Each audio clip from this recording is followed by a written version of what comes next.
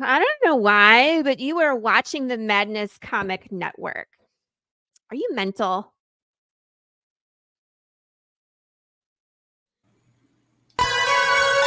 Coming soon to this theater.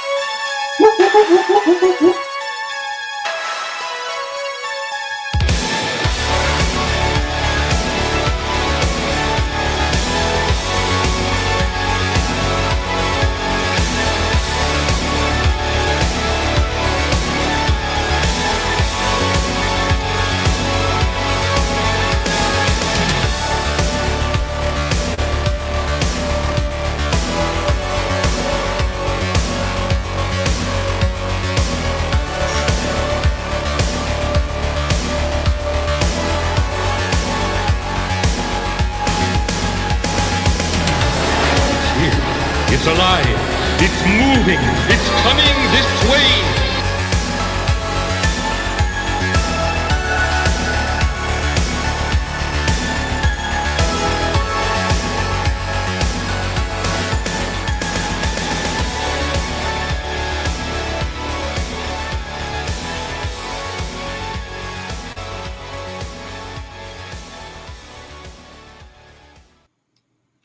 Hey everybody, what's going on? It's your man Brian, back for another episode of the Horror Movie Club, the club where what do? We talk about horror movies, of course. Tonight's movie is Night of the Werewolf, also known as El Retorno El Hombre Lobo, Return of the Wolfman. And I think it was shot in 80, but I think it came out in 81. And this is it's a Paul Naschy movie, for one thing. If you don't know who Paul Naschy is, you need to rectify that immediately. Paul Naschy was, well, he's best described as the Spanish Lon Chaney. That is to say, he played the monsters. Which monsters? All the freaking monsters at one point or another. He did 13 movies as the same werewolf character, Valdemar Diniz, over a period of, I think it was 35 or 36 years. He also played Dracula, and he also played the Mummy, also played the Frankenstein monster, also played the Hunchback, also played, I mean, you see where this is going, right? I mean, the guy was a machine that way.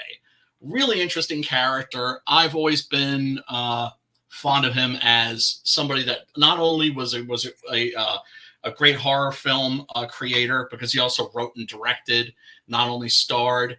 As an actor, fair to middling, but he was somebody that was an ambassador, a world ambassador for horror, and that's why he's one of my boys, one of my heroes, I would dare say. But speaking of my heroes, Preston, what's going on? What's up? How you this doing, movie brother? was good, dude. Was this the same guy from what was it, Operation Terror or something like that? Assignment Terror. Yep, same werewolf too, even though there's like zero continuity between the movies. The makeup was a lot better in this one. In fact, all the scenes were really, really good in this one. Right? You know, one of the biggest, today's Halloween, so happy Halloween, everybody. Happy Halloween, by the way. One of our biggest regrets, like me and the wife, like, we can't get any friends to have a costume party. You know what I'm saying? Like, that's a shame, isn't it? It is. Especially during Halloween used to be the best time of the year ever. And not just because of candy, but because you could dress up and shit like that. And get away with murder. It's the one night where you can get away with fucking murder. Like, I can honestly say this is one of the things I hate about modern Christianity is that they came ahead and they pretty much destroyed Halloween. Like, at first, if Halloween fell on a Sunday, like, you couldn't have Halloween. Like, it was... You know what I'm saying? Like, yeah, but here's the thing. Especially in the South. In the South, it was like, no, that's Jesus's birthday. The Bible Belt, I can imagine. So, and during the Satanic Panic. Yeah. In the 80s. No, I mean, like recently, like within the last 10 years, it's been like that. Like, it's like, and then there's another thing too, where you could celebrate Halloween, but you can't be out later than 7 o'clock. What? There's a curfew? Yeah, that was a thing over here for Halloween. A Halloween in fact, curfew for kids or for adults? Kids, for kids, basically. I mean, I think it was. this was before COVID, but I'm pretty Right. sure it was for. I think it was for kids. Yeah, like kids. They had a trick or treat between the hours of 5 o'clock and 7 o'clock, Oh, and what then the they had to fuck? be inside. You know, and what really sucks, the sun was still up. You know what I'm What? saying? Like it was crazy, dude. I'm like, this is not Halloween, dude. What is this bullshit?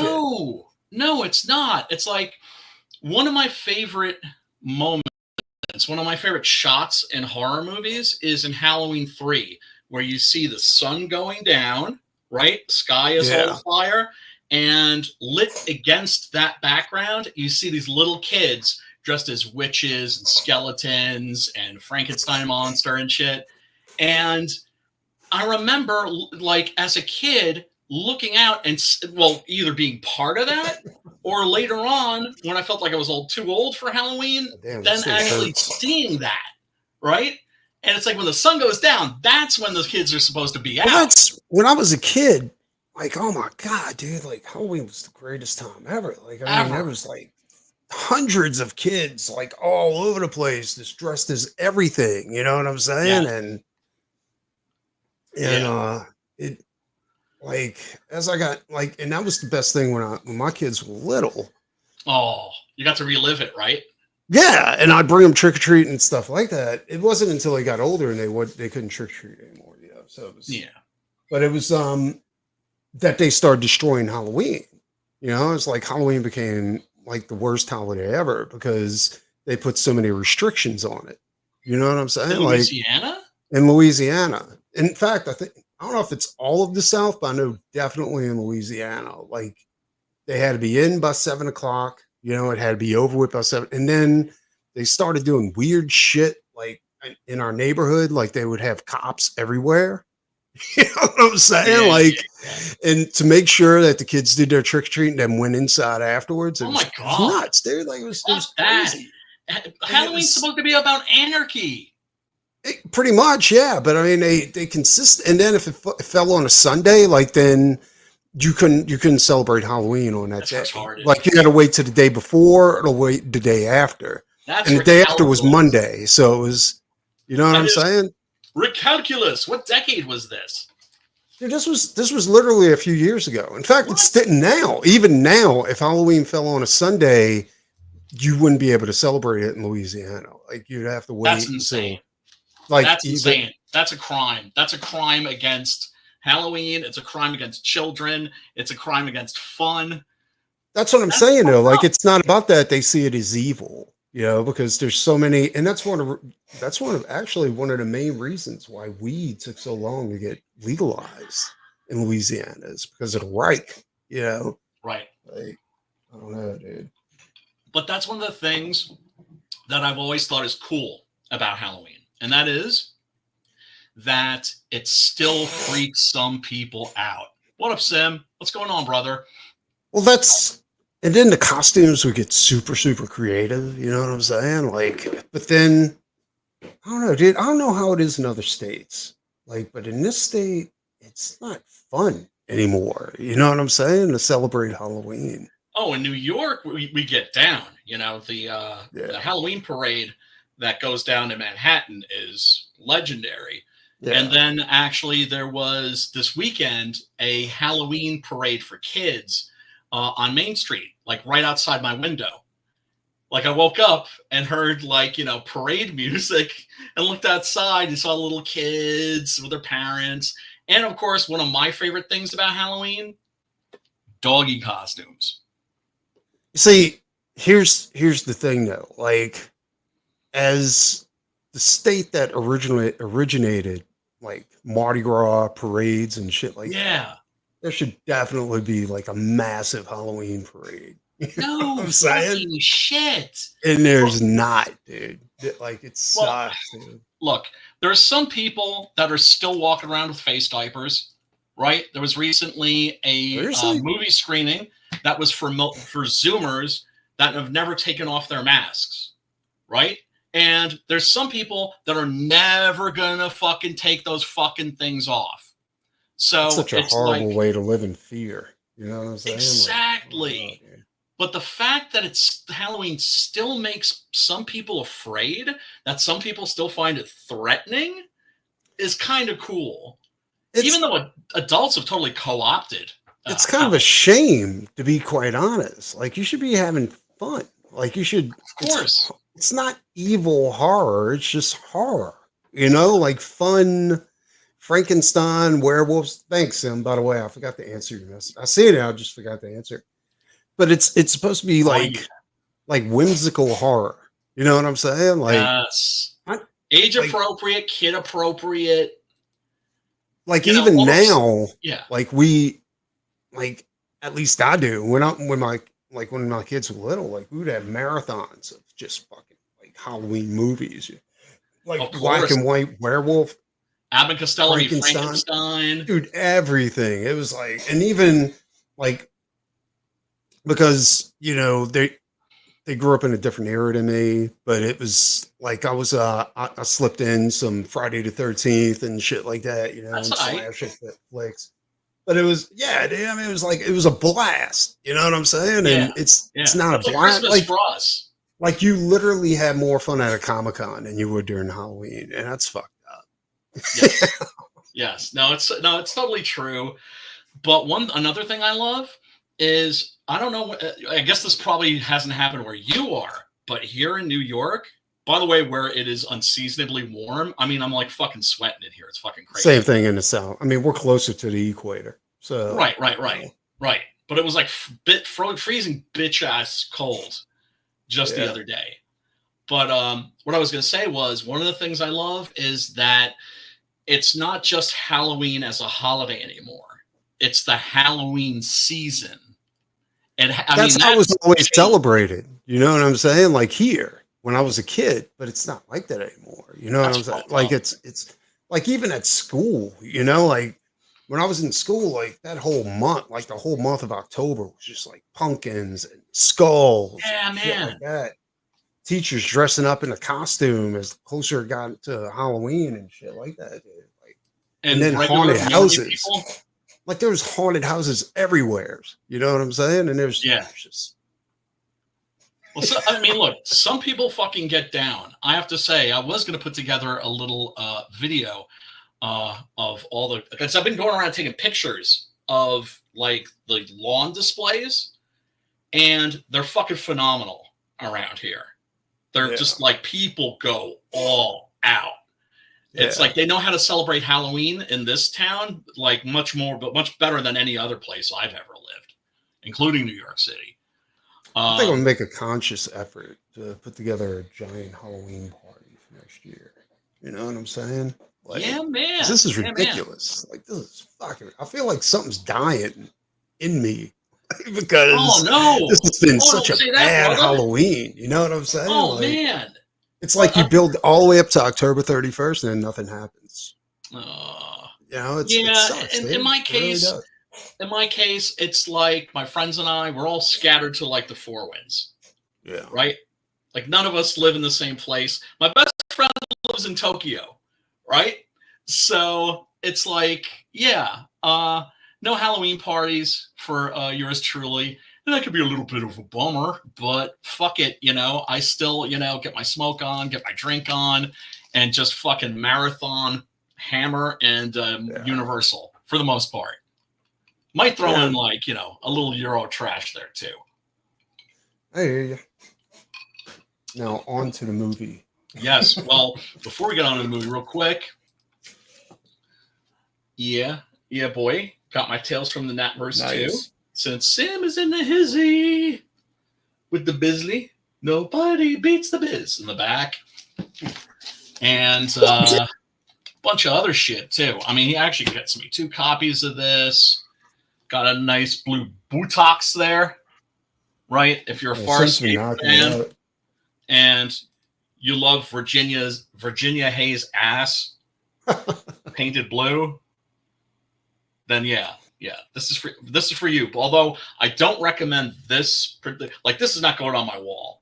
Like, I don't like this one because of one little detail. Because Nat is wearing like swim trunks, you know, with like the short legs, like shorts.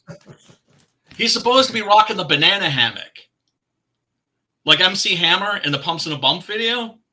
You know, the one where he has like, if he didn't have a full hard on for that music video shoot, he at least was like 3/4 at the very least. MC Hammer's a preacher now. Oh, he's been one for a while, actually. More Butox. And I love this one because it just screams Alien Legion to me, which I know, of course, Sim is a big fan of. And then this beautiful piece by our boy, Ink Spots. Oh, that's cool. Yeah, I like that one. That's badass. Well, he's just phenomenal, man. He's like the sleeping giant of our scene, I always say. Got some bitchin' sketch cards. This one of Alf. Sim must know that I hate Alf, and then just did this. Really? This Why do you hate Alf? Because he's a poor man's Howard the Duck. You know why they made Alf, right? It's because Howard the Duck was coming out, and it was a George Lucas movie, and so they were like, oh, that's going to be huge. So we need to have a ripoff. And then the movie bombed, and the ripoff actually kind of took off. In a way. I had no shit. That's how they Hold up.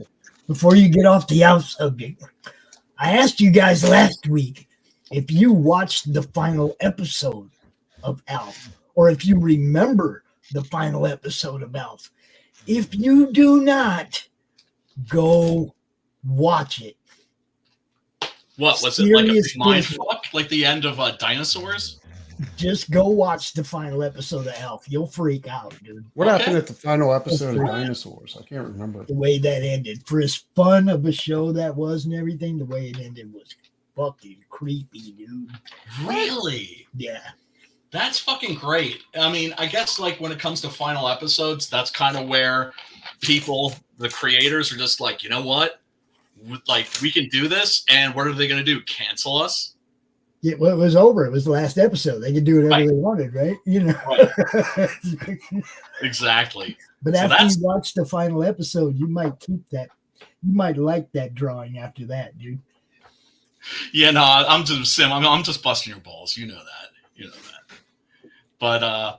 But yeah, and I'm about halfway through the actual book, and it is really, really good. Sim's work has reached like a phenomenal level. Like, he's definitely like leveled up. Preston, of course, is leveled up. And, like, everybody's leveling up. It's fucking awesome. I don't know. I just love seeing that shit. What up, Jeff? What's up? What's up?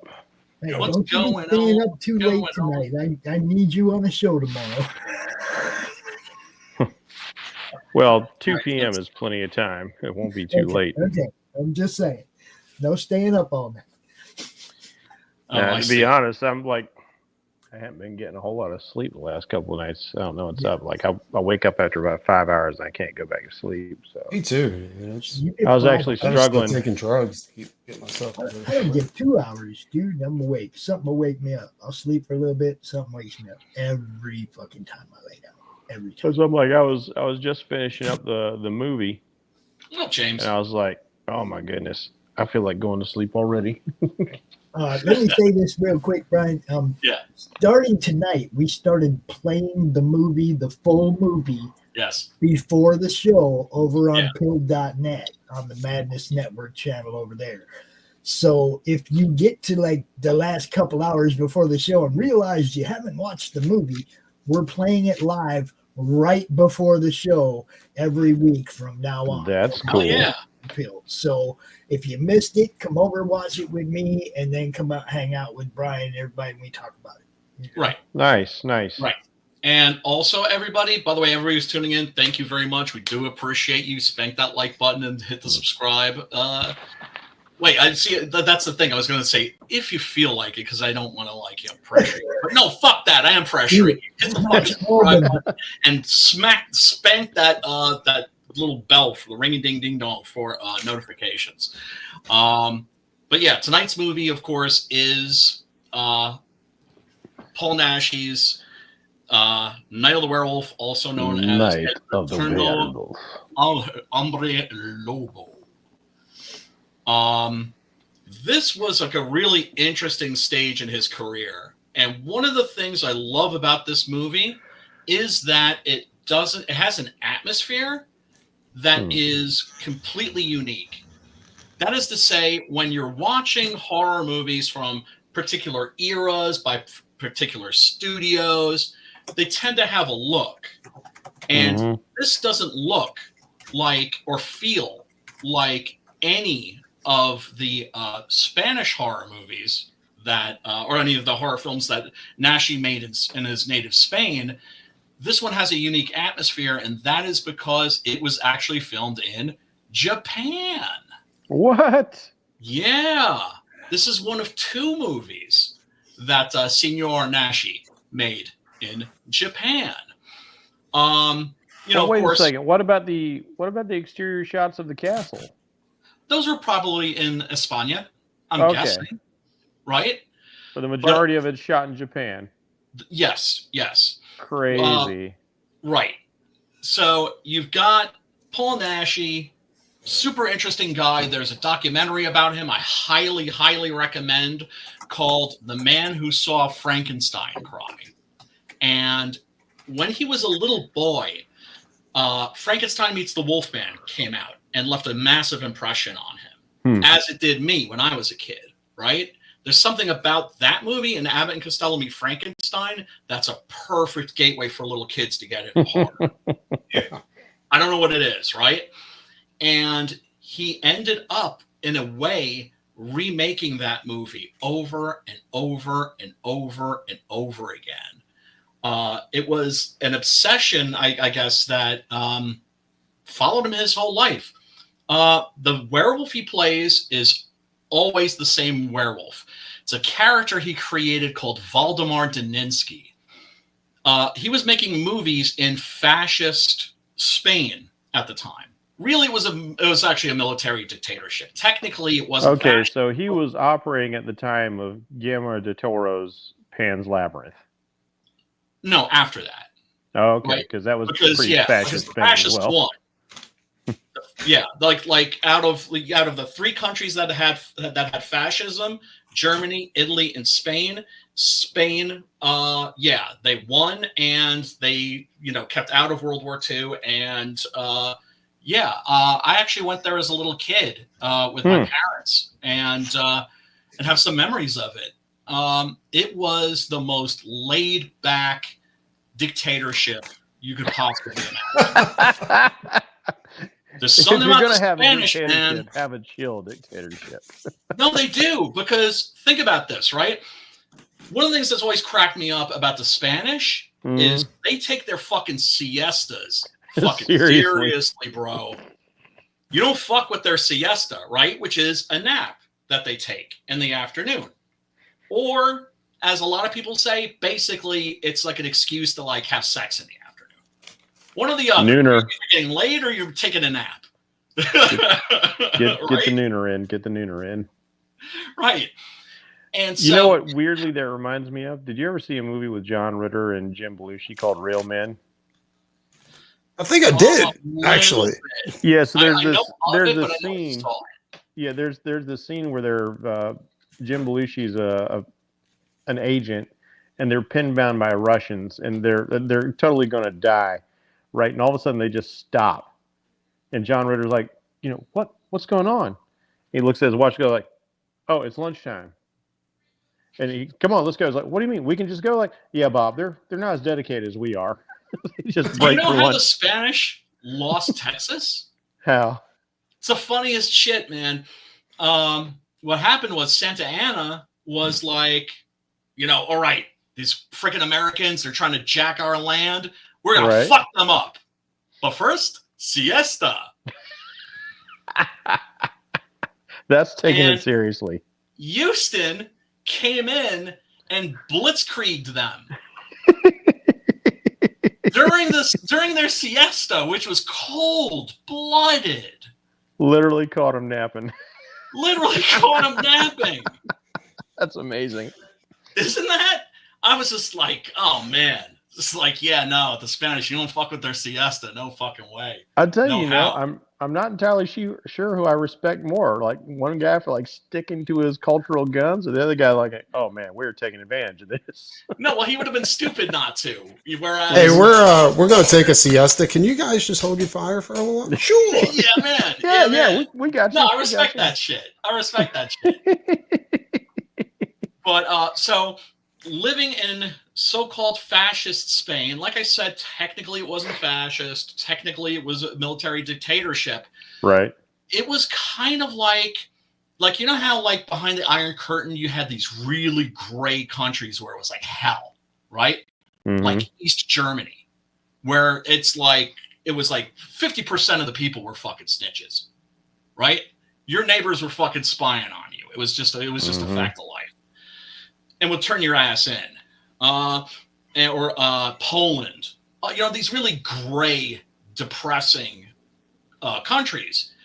And then you had Yugoslavia, which was behind the Iron Curtain, but you had nude beaches and softcore pornography, right? So in Spain, we just got us a raid over there on Pilled B. We just got raided on Pilled by Flip. Oh, did we really? Yeah, we got a bunch of people watching over there. So, hi everybody! Thanks for popping in. What up to everybody on Pilled? Yeah, we're just talking some Paul Naschy here. Oh, where was I? With nude beaches and pornography. Yeah, that's right. On pornography. That's right. That's where. So you could make a horror movie, but it couldn't take place in Spain. So this werewolf, you wanted him to be a Spanish noble. Nah, can't have it. Why not? Well, that's implying that we have like a werewolf problem in Spain. No, we can't have that on our rep.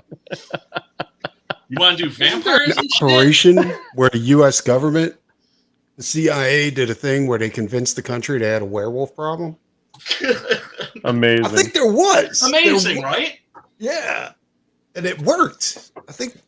Yeah, I don't think so. If you wanted to have werewolves, the Lorelei was in one movie. If you wanted the Blind Dead, the fucking Templars. I don't think this is related, but about 20 years ago, India thought they were having a werewolf problem because wolves were coming into small villages and stealing people's children. Oh my God. Yeah. Wow, that's horrible. Mm-hmm. The Africans had a problem with monkeys stealing their kids. Apes. It was apes. Chimps will eat a baby. Yeah.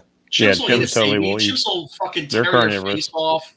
Nom. And it took like 5 or 6 men to go ahead and get the baby back. But by that time, the chimps, the first thing they go for is the hands and the face. Yep. And Yeah. Then we need to prepare ourselves from what up, Paul? We need to prepare ourselves for the chimp invasion. I keep saying that. Yeah, if we do a Planet of the Apes right, they'll bite off your nose, bite off your fingers, and pull off your genitals. Yep. Exactly. Which is why they need to be stopped.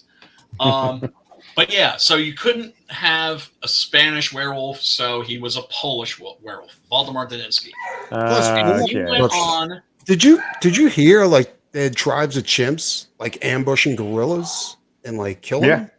I've actually seen some video clips of that. Yeah, it was fucking crazy, dude. Well, it's like hyenas on a lion. A lion can kill any 3 or 4 hyenas at once, but the whole pack, nah. Yeah. Right. And chimps are insanely ridiculously strong. Of course, a gorilla is like 3 times the size of a chimp. Well, specifically, the chimps are going after baby gorillas and they're stealing them from their mothers. Oh, there was, it was a mother, like a silverback, and their kid, and the chimps ambushed them. Oh and the no! silverback went after some of the chimps, but the rest of the chimps went after the mother and the baby. Mm-hmm. You know what I'm saying? Right. And they killed the baby. Vicious territorial dispute.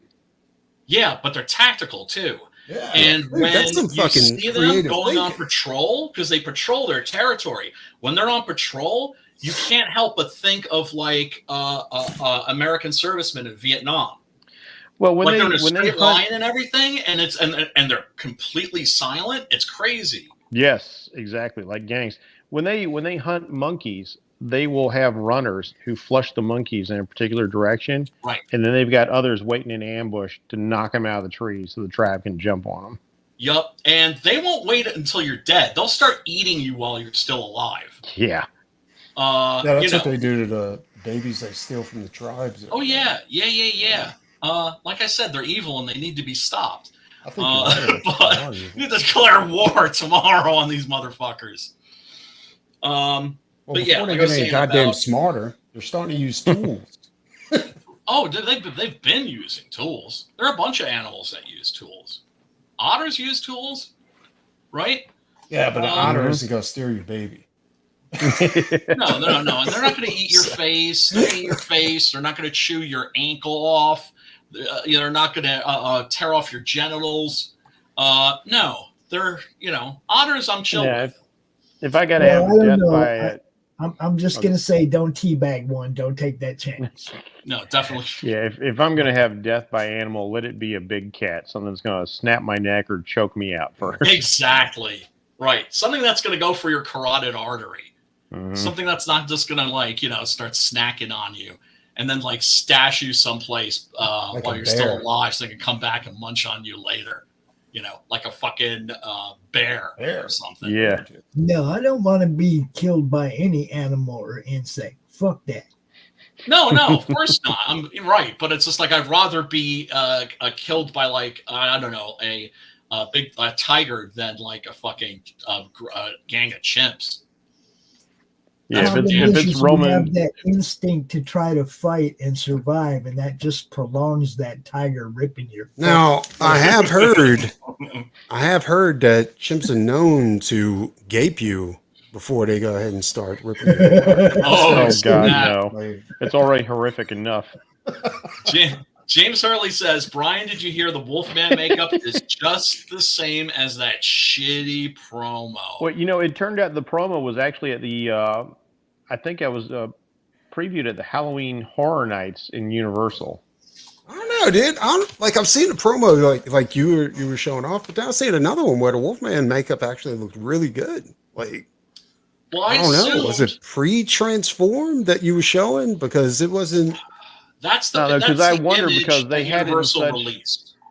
Because they had it in such nice bright lighting, and then when you see it in the trailer, it's like, okay, that doesn't look as bad as what I saw before. Yeah.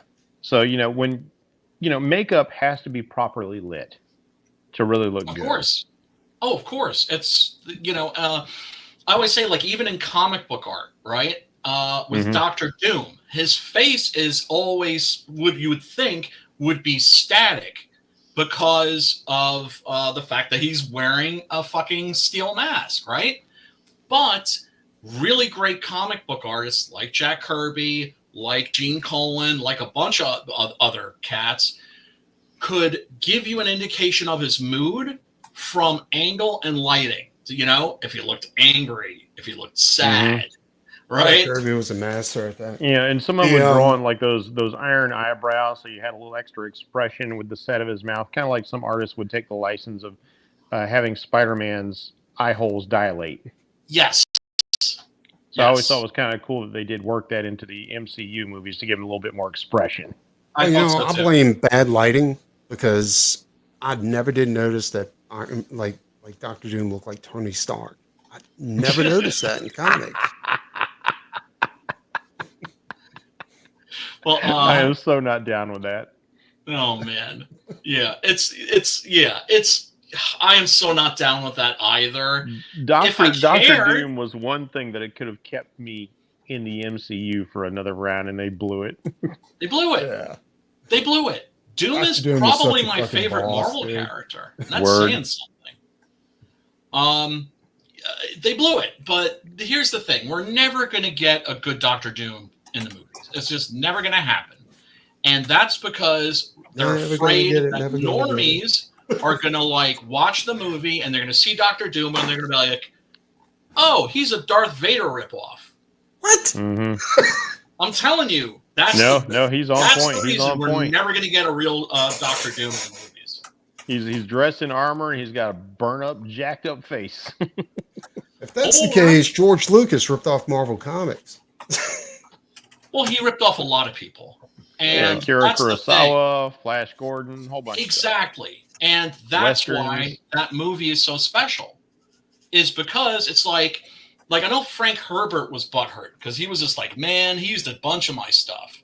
And he said that I and a bunch of other writers get together and we call ourselves a part of like the Star Wars Club. Like we should be getting residuals. And I'm like, dude, you just ruined your own case there. Because if you're borrowing from one guy, that's theft. If you're borrowing from 20, right? That's Quentin Tarantino. Well, yeah, but I mean, yeah. Hey, I've got nothing against. It depends Quentin, on how wide their knowledge of film is and their taste of film.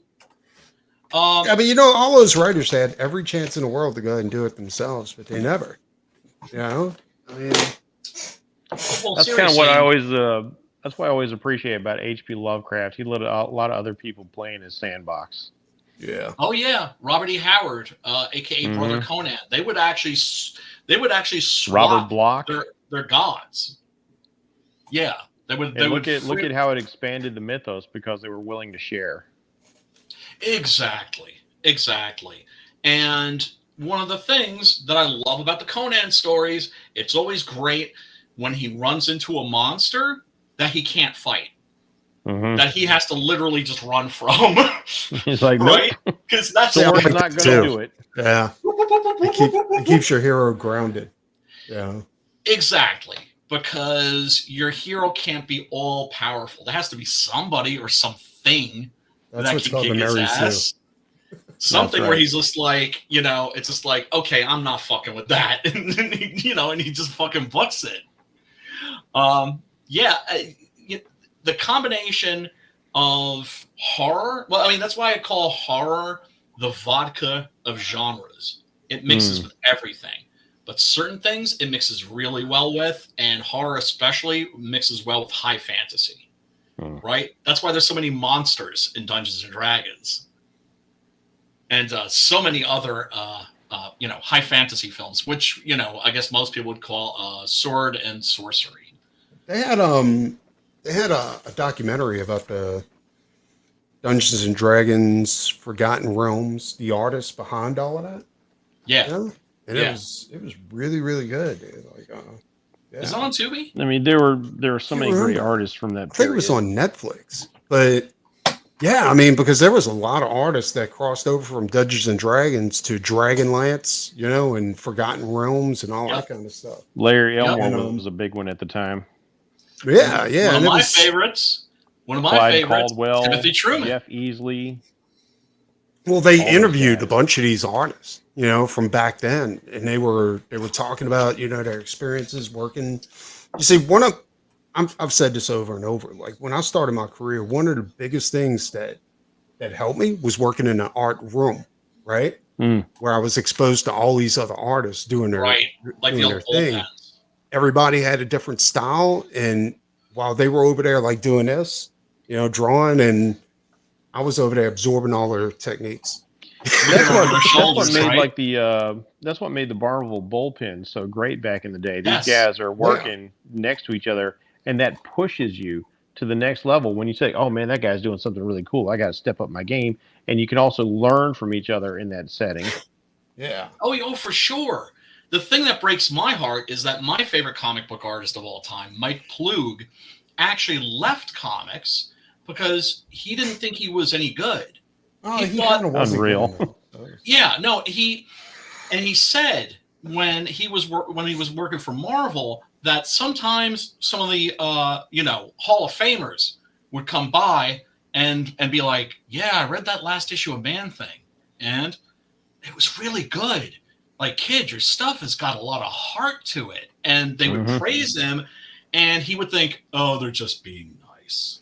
Well, another thing, like a downside of working in an art room was that, you see, one of the best things about an art room was that you're surrounded by people who were self-taught and people who were educated in art, right? And the people I absorbed the most from were the people that were self-taught, right? Interesting. But the people I got the most bashings from were the people who were educated in art, because they had this like air of superiority because they had a degree. Oh, God. Right? And it was like, no, you don't understand. Let me tell you why that works. And they're like, let me tell you why this might look good, but it doesn't work.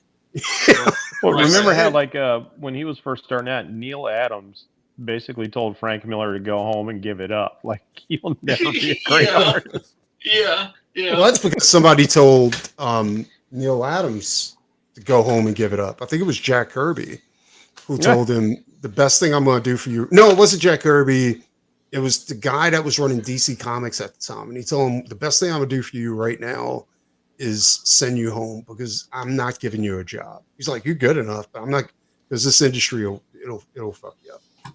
You know? Comics will break your heart, kid. Yeah. He was right. He was right, man. Well, Neil Adams was like, fuck you, I'll do it anyway. Well, it's that defiant thing, right? Mm-hmm. Preston is one of those cats, right? Somebody in the community said that he couldn't do something, that there was a certain painting that he couldn't do. So what did he do? He went out and he did it. So some people just got accept your that as back a off challenge. all about it. Like people have been telling me I can't do this network for 2 years now. There you go. There you go, man. There's always going to be somebody that's there to bash you. Oh, yeah. And I think they do it out of fear more than anything else, because they're so scared somebody's going to take their mojo. You know what I'm saying? And which is pathetic. Which is pathetic. We have people like that in our community for sure. That, it's been like that in art for the longest time. Oliver, what's up? 656 music too. Like 656 in the hizzy. What up, Ollie? Hey, guess what? Got some pages coming your way very, very soon. Mr. Acevedo has turned in the final pages for the next Six Gun Gorilla, the Volume 2 trade paperback, and issues 9 and 10. Nice. So while I'm getting those pages colored and lettered, like first I have to go through 9 and 10 and make sure that there are no continuity errors. Because Homeboy here will jump from project to project, right? Which is cool. I like to do that too. But it can sometimes fuck with continuity. There might be like little mistakes or something. So I'm going through with like a fine-tooth comb just to see if there's like any inconsistency. Yeah, but in my defense, I will say this. Oh, dude. That's why I give people thumbnails. That's why I'm not snapping on you. A lot of people don't look at the thumbnails and they're just like, yes, that looks good. Go with it. Right. Yeah. No, dude. I mean, that's the thing too. It's just like, I'm not expecting you just to work on my shit. Right? No, I'm saying like when you don't look at the thumbnails and you're like, oh, that's fantastic, do it. And then you're like, oh shit, there was supposed to be this here. You know what I'm saying? Like, right. And asking for corrections or changes is perfectly fine within a certain parameter. No, right? I don't mind that. It doesn't bother me at all. Like if somebody had to completely redraw a page, I'd be like, let me just, let me pay you. Yeah, the closer you can get to the raw art, the better it is for the artist. Like when you've got like committed pencils and inks, you're like, oh crap, really? I got to redraw this whole thing. Yeah, exactly. And so try to avoid that. But that shit's gonna be fun. And Jason Orpheus is working on the backup story, the 15-page backup story that introduces the first character from the expanded Six Gun Gorilla universe. So I'm looking forward to getting that. So Is it Lizard with a rifle? No, it's a character called the Dandy, actually. The Dandy. Right. Who's kind of inspired by a few different characters. Probably mostly I would say Batlash. Remember Batlash? Okay. He was Ryan has the Dandy to make sure he hits the LGBTQ crowd. And here's the thing: dandies weren't necessarily gay, but they could be perceived as gay, certainly in a place like the Wild West. For those of you who are into westerns, if you watch Jeff Goldblum's character in Silverado, that's a good example of a Wild West dandy. Exactly. Exactly. So we're talking about, a sharp-dressed man. And so he's kind of like Batlash if Batlash was like a sociopathic killer. So it's going to be pretty good. It's going to be pretty good. Nice. And the art looks dope. We are, of course, speaking of art, a comic-related horror movie stream. So one of the things I always do is I always go online and I go looking for poster art, video box That's a art. fine-looking painting right there. Isn't that beautiful? Mm-hmm. That's the Spanish. I love the color choices and the atmosphere it evokes. And Right? it's all cool colors, and then you light up the vulnerable woman with the warm tones to really just draw you right into her and her vulnerability. Yes. And I also love how a lot of artists tell me that they make sure that there are triangles in their art. Mm-hmm. And in the upper left, right, you see one of the vampire women, and the way that her cloak is blowing in. Yeah. Right? And then you've got the castle down below. And then you got this guy, right, who was one of Elizabeth Báthory's minions. That's one of my favorite shots in the movie, too, is when she summons him and he comes up out of the fucking tomb. Yeah. Oh, there was so many good scenes.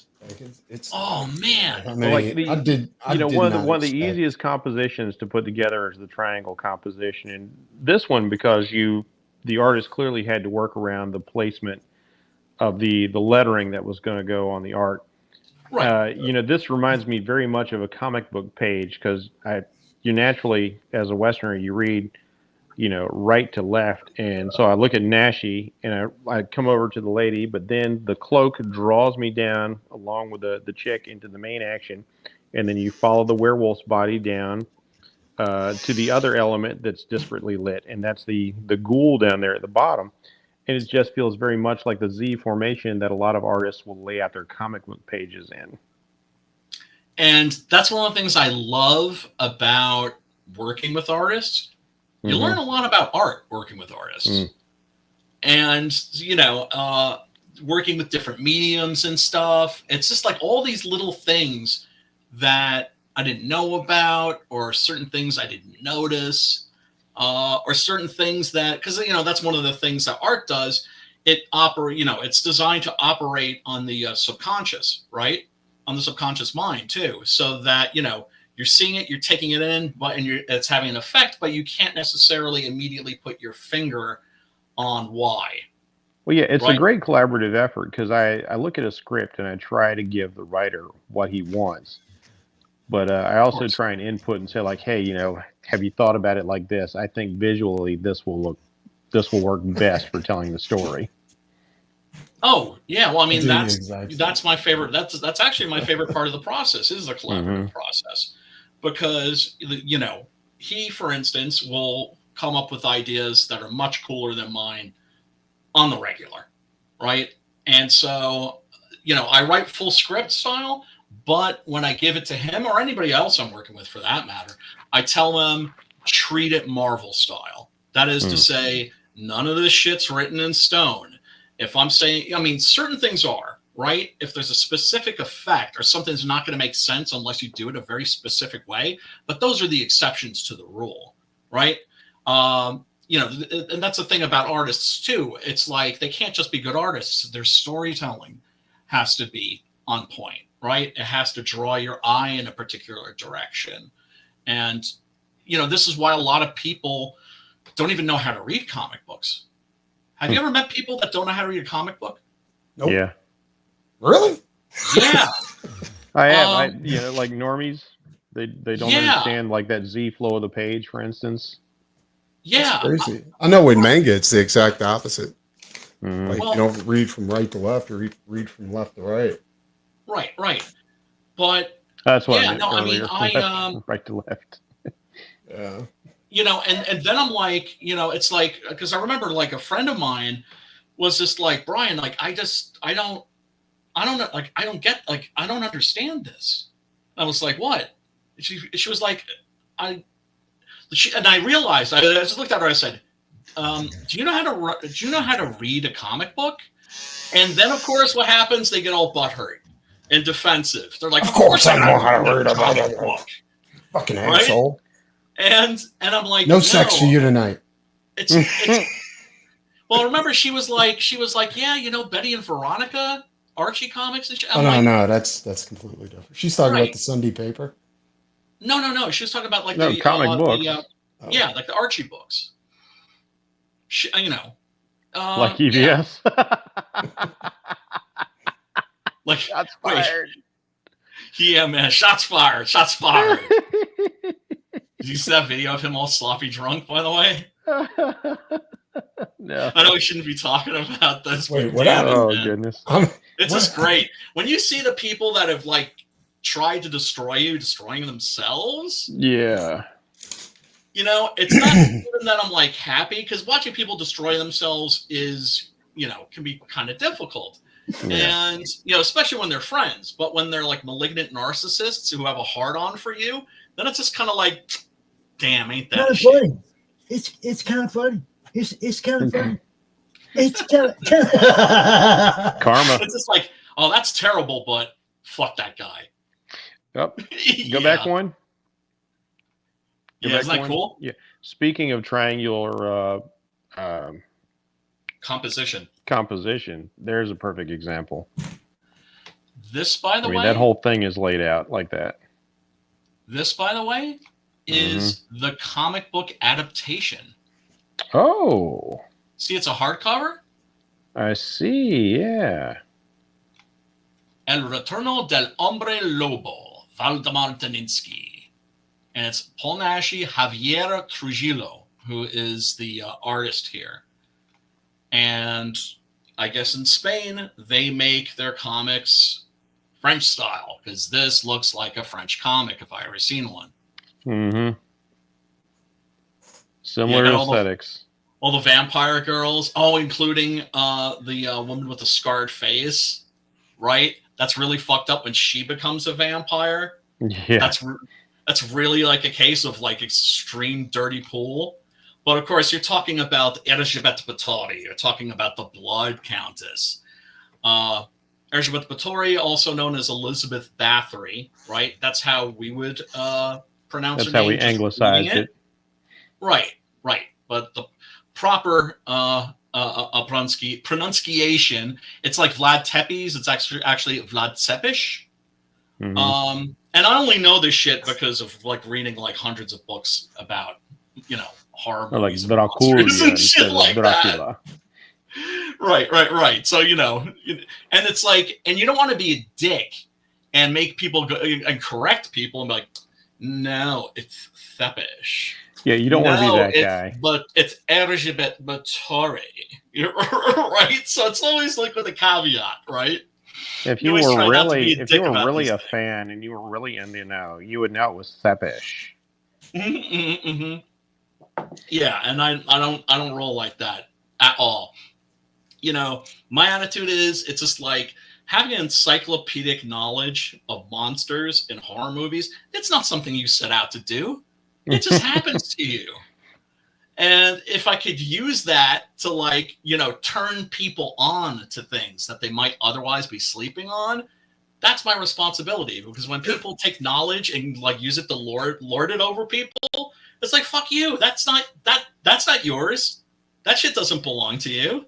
It reminds me when in my early 20s, I got that 6 foot by 6 foot Marvel poster. Yeah. That Sal Buscema did it. And it had every character in the Marvel universe on that poster at the time, right? Yeah. That poster. And I would show off my name and every character on that because I was so deep in the comics. I was like, dude, fucking, this is that guy. And they're like, you're fucking lying. And I was like, well, wasn't there hard because every character ended with man. I seem to remember there was a similar one that was advertised, but it wasn't like 6 by 6. It was like long. It was like a big rectangle. I think that one was drawn by Michael Golden at the time. No, this thing was fucking huge, dude. I mean, it was like, I remember that one. Dude, it was like it was 6 foot by 6 foot. I mean, it was like it took up the whole fucking wall. It was nuts. You know? That's absolutely amazing. Yeah, it was great. I love that poster. So I think it goes without saying, this has never been translated into English and is likely not. What a shame. Anytime soon. Yeah, I mean, still get it. Yeah, yeah. No, look, if this was at a table at a convention, yeah, I'd still have to grab it.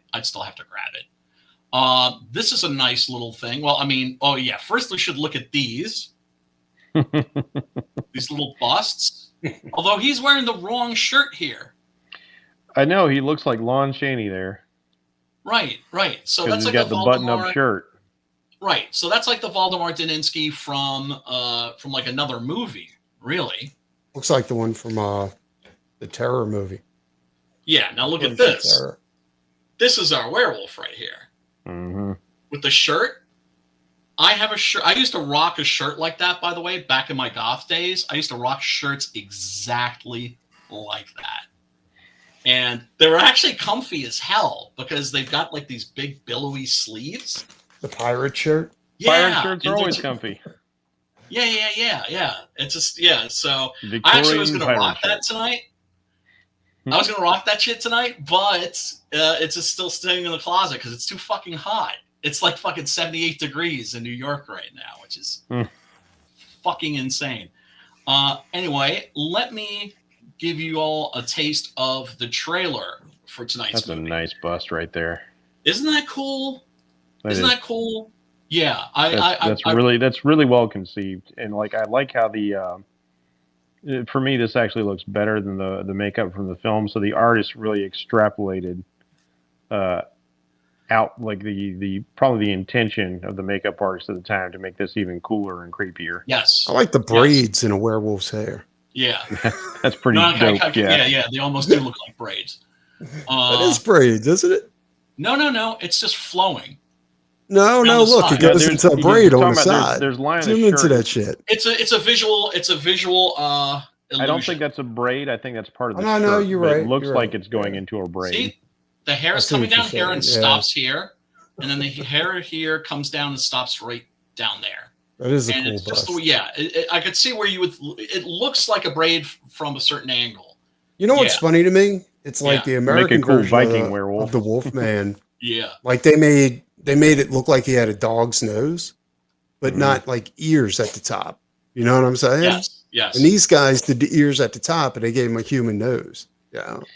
But that kind of makes me think of Oliver Reed's Curse of the Werewolf.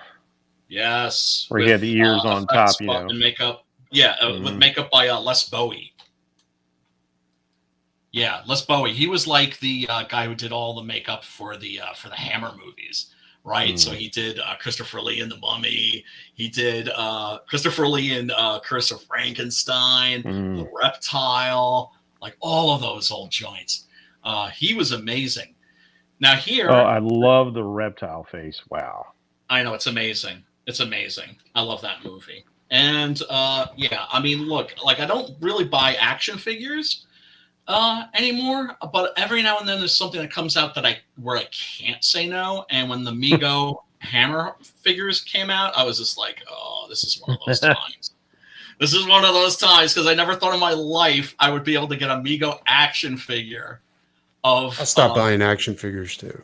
Like I mean, it's at a certain point. It's just like, I think I have enough.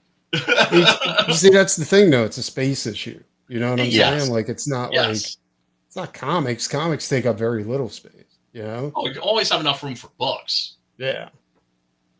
But action figures, that's harder to justify. It's my action figures, absolutely. But now this makeup here, right? It's extremely good. There have been Valdemar Daninsky makeups. Remember, we're talking 13 movies over a period of 36 years. And so that was a lot of different makeups. And so, the quality varies. And this is definitely one of the better ones. And I think that might be because this was done by a Japanese makeup artist. Like I said, okay, this movie was shot in Japan. I can see the aesthetic there, right? Yeah. So what happened was certain types of cinema hit with certain people, right? Certain countries or certain cultures. And it turned out that his movies were very popular in Japan. And the Japanese have always loved horror. And so his movies never, like, for instance, I never as a kid, actually, I think I remember seeing Assignment Terror, but that was pretty much the only Paul Naschy movie that was on TV when I was a kid. So I had read about Paul Naschy in my monster magazines. They would have entire articles on him, on these movies that looked amazing that I couldn't see because they never released them here. This did get a home video release, though, as The Craving. Yeah, let me see if I can. That's actually a cool name. Yeah. I kind of do that. The Craving. It used to be only a myth. I wish This is how I first saw it. I wish the poster art for this was more indicative of what you actually get to see in the film. Because this would be one of these things that I would see it like a blockbuster, and I'd be like into it, and I'd read the back. Yeah, I'm still into it, and I go home and was like, oh, this is nothing like the cover art. Of course. And also, this is deceiving because this is like a long-snouted werewolf where of course, Valdemar is a pup. Full-on, long-snouted, no-clothes werewolf in a big, massive cemetery. You're like, and none of that happens in the film. Right. Although it does kind of convey, the mood, I would say, or at least some aspect. Well, the fact that it's a werewolf movie and that it's a horror film. I will say this, like, whoever filmed and laid out the shots of this movie, yes, was a fucking genius. Because dude, that movie, I mean, it can almost compete with modern horror. Like, it can more than compete with modern horror if it was just the shots. You know what I'm saying? Like, when they had the vampire and she raises the dead. You know what I'm saying? Like, that was cool when she throws the coffin across the fucking basement. Yes, dude, that was fucking genius, son. Even, like, I had to rewind it because you remember when she was standing over the chick and then, that silver cross was on the nightstand. And she uses the old force there. I like how she's using the force all over the place. At first, I thought it was like a cheap thing where somebody just ran across the screen and just took the card. And then I was like, holy shit, no, that was well done, dude. You don't see any strings or anything. I did the same thing. I rewound that to see if I could spot how they were doing it. Because it looked so cheap and easy. And then you watch it like, wow, that was really well done. That's what I'm saying. Like, the whole movie was like that. Like, it was really well done. I will say there's one thing I was missing watching the films, and this is a matter of style and it's a matter of period.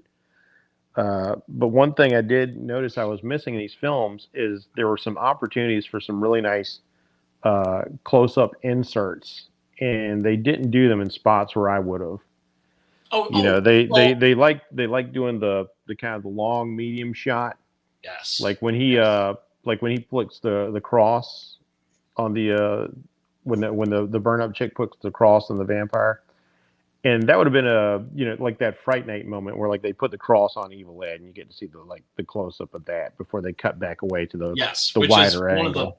Which is incredibly memorable. I can tell you right now, like, suddenly that movie turns into like a real horror movie. I will be going through this movie and like just clipping scenes to put in my morgue file. Because just the way the lighting was done. I turn you on to this actress right here. She's dangling upside down, and that's not the most comfortable thing to do. The blood's rushing your head, and she's so committed to remaining limp that I love like when the lid of the coffin comes up, she just lets her arms dangle onto that and then flop off. I was like, well done, she didn't like trying to move her arms out of the way. She just let them the coffin lid hit them. Yeah. This is what in filmmaking is known as a trooper. Right? Somebody that will even take maybe a little bruise or a little bump or something like that. Yeah, for the sake of your movie. Yeah. But real quick, let me show everybody the trailer for tonight's movie. And remember, everybody, you can click on the link down below in the description, and it will take you to a free unedited version of this movie.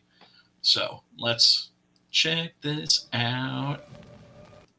Oh yeah, and then the music also is. Well, actually, all the music in this doesn't have a proper score. All the music in this is from a certain catalog. So it's almost kind of like the way George Romero used public domain music for Night of the Living Dead. Ah, okay. But all the pieces they choose are pretty good. But I do wish this had its own score. Mm-hmm. Oh, wait a second. What are you doing, dude? Nobody wants to listen to you. Brian, what are you doing in the film? Oh, that right there, where now this is a scene that's totally stolen from Dracula, Prince of Darkness, right? Which is perfectly fine, because what Naschy was trying to do here was clearly The opening resurrection scene of do Christopher Lee. Yeah. Like the Spanish version of a Hammer movie. But what gives this movie its unique atmosphere is the fact that it's a Spanish version of a Hammer movie made in Japan. Legend of the Seven Golden Vampires. Yeah, it's a dope one. Yeah, I just love the vapor coming out of the mouth there. Yes, Yeah. yes, and That's how what the I'm blood saying. Like, starts all to of that bubble. Mm-hmm. It's like now it's getting gnarly. It's like you see blood like actually kind of like being blown out of it.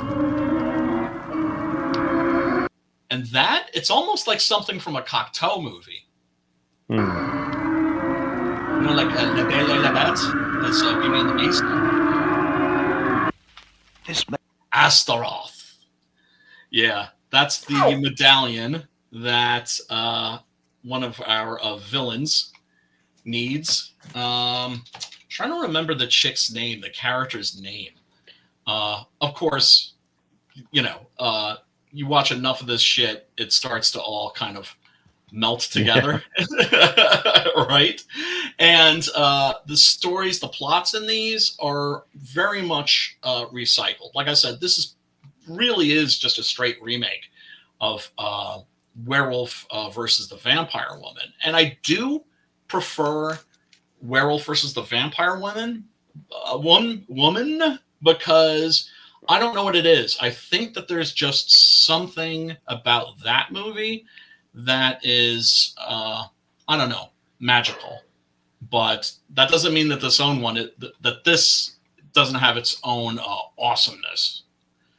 But yeah, so this young lady has come to Hungary to resurrect Elizabeth Bathory and the Blood Countess, because she's been having, like, I don't know, it's like she's been getting messages, I think, in her dreams or something, right? There seems to be some kind of because she tells the professor that she steals the amulet from. Yeah, that she has been practicing the dark arts and has given herself fully over to Satan and to the cause of Elizabeth, and that's why she needs her amulet, his amulet, to go there and resurrect her. And they're going to start a whole new dark age. May I also point out, like, these people have filthy mouths throughout this whole movie. Filthy a lot mouths? Of sex. Why do you say that? Like fucking beach. Like, what? Lesbian. The opening scene at the pool. To the Countess. What a fucking beach. Undoubtedly the most valuable piece in my collection. And now we've discovered the graves of the Bathory family. Of what for? Yeah, Erica, I believe, is the character's name, and she is perverse. She is down with Satan.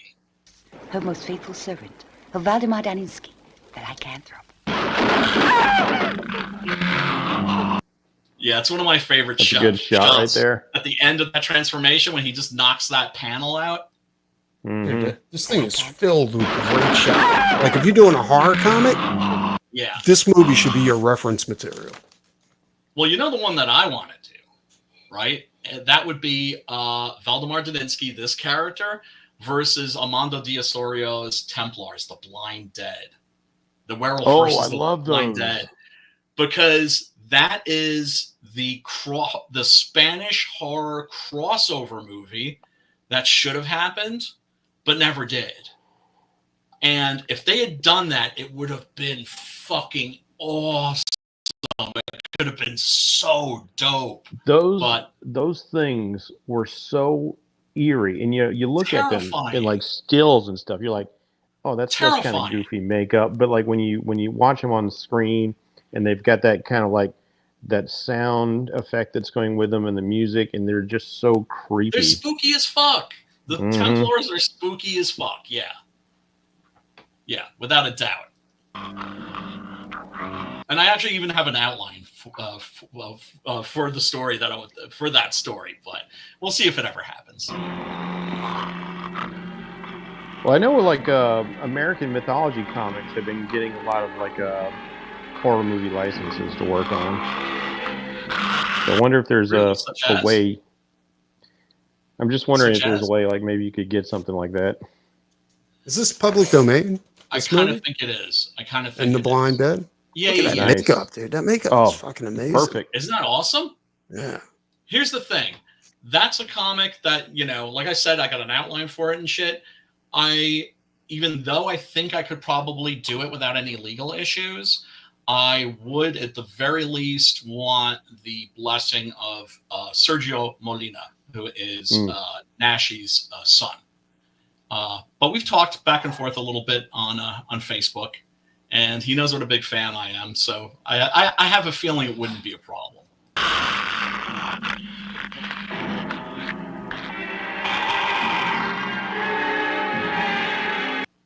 And this is, this is the trailer, I think, for the Blu-ray version, and I finally watched the Blu-ray yesterday.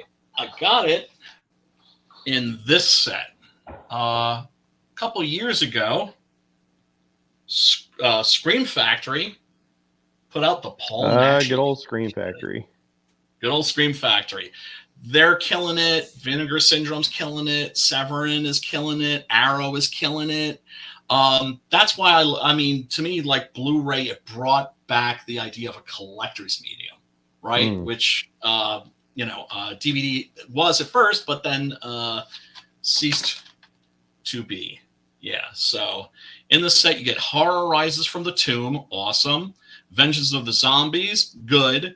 Blue Eyes of the Broken Doll. Good. That's like Naschy's Giallo.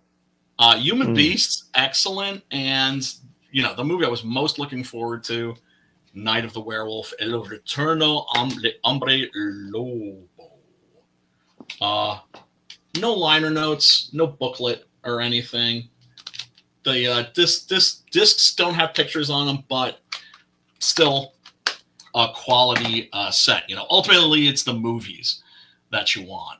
Although, shit, man, I'm gonna get into this when we get into like the horror news of the week. But shit, there's like Captain Kronos 4K. That's making. I think one of the things I like most about the makeup here is, and again, probably because of the Japanese perspective, the dentition. They don't go with the more established kind of look that we're used to for like the Western werewolf makeup. Yeah. He did something completely unique in the genre.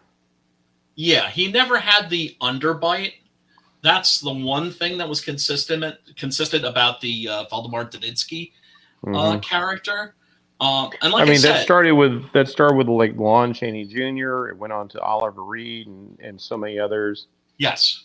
For such a long time. What was the one that was before the Wolfman? Was it Werewolf of London? Werewolf of London. He had the underbite. Yep. Yeah. Yep. Originally, that was the thing, because they wanted to do something different than like the vampire movies. So they're like, oh, we got to set them apart somehow. So we'll do the underbite. Right. Exactly. Although, of course, vampires didn't have fangs until Christopher Lee. Yeah. Which still blows my mind, right? Because I'm like, really? Oh yeah, that's right. The reason I was mentioning the Blu-ray release is I watched this on Blu-ray last night and it looked fantastic. And one of the things that happens in horror movies on Blu-ray, especially the older ones, is that sometimes the makeup doesn't exactly hold up. You can see little flaws in it, which doesn't bother me. It but it can make a movie like Lucio Fulci's Zombie. It made it feel more like, when you see that in high definition, it feels more like a fantasy, right, than a horror movie. Although these are fantasy horror movies ultimately. Do they keep at least the film grain in when they do that? It depends. So that kind of like that. The film grain gives you a little bit of a barrier that helps. Yes. Oh, for sure. One of the things I loved doing before the lockdown was going to my local Alamo Draft House and got to see a print of Lucio Fulci's Zombie on 35 millimeter, and it was toe up. Michael Gingold from, he writes for Fangoria and Rue Morgue and all those other magazines. He was the one that curated that night. It was like once a month, and I remember seeing him. Oh, because I would always have a little chat with him, and I remember he brought in the cans, and they just looked greasy and grimy. And I was like, oh, no. We're watching like a 42nd Street Grindhouse print. And that thing was toe up, and the house was packed, sold out, and just everybody just fucking loved it.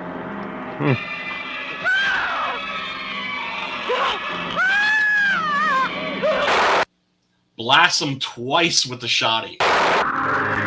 Doesn't even flinch. Nope.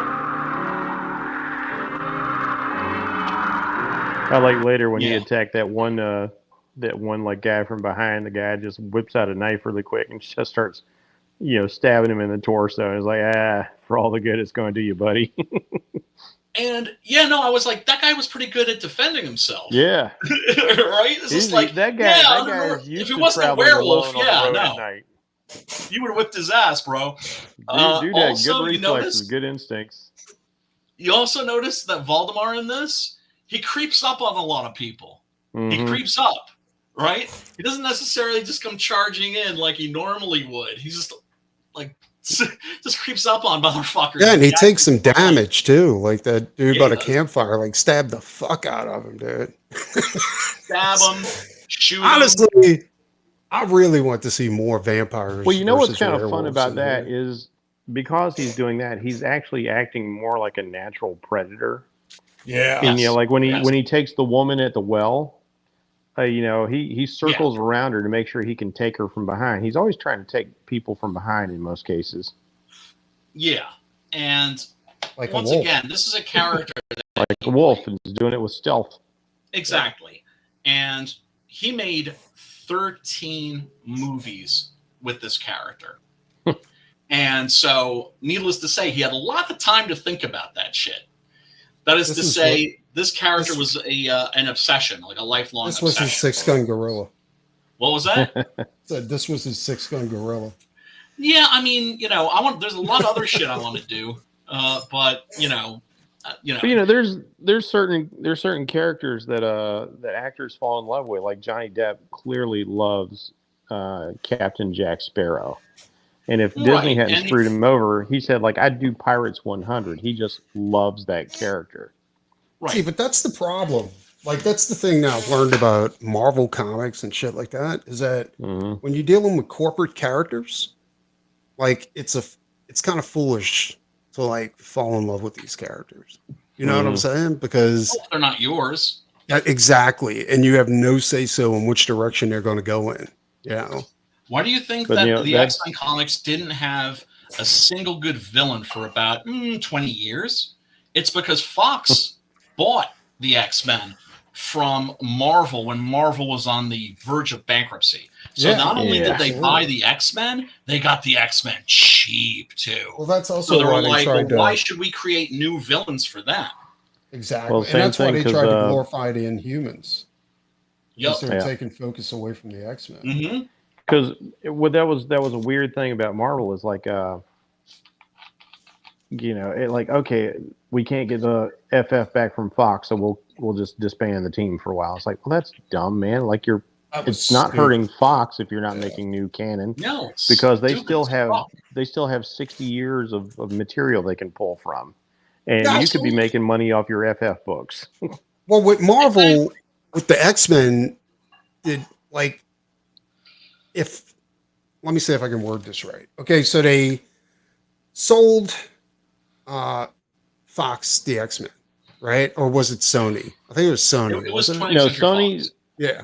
So Sony got Spider-Man. Fox got X-Men and Fantastic Four. Let me ask you a question. And I forget who got Blade. If they kept creating new X-Men and new villains for the X-Men, did that mean it went under Fox's umbrella? Yeah. So they sold the team, the X-Men.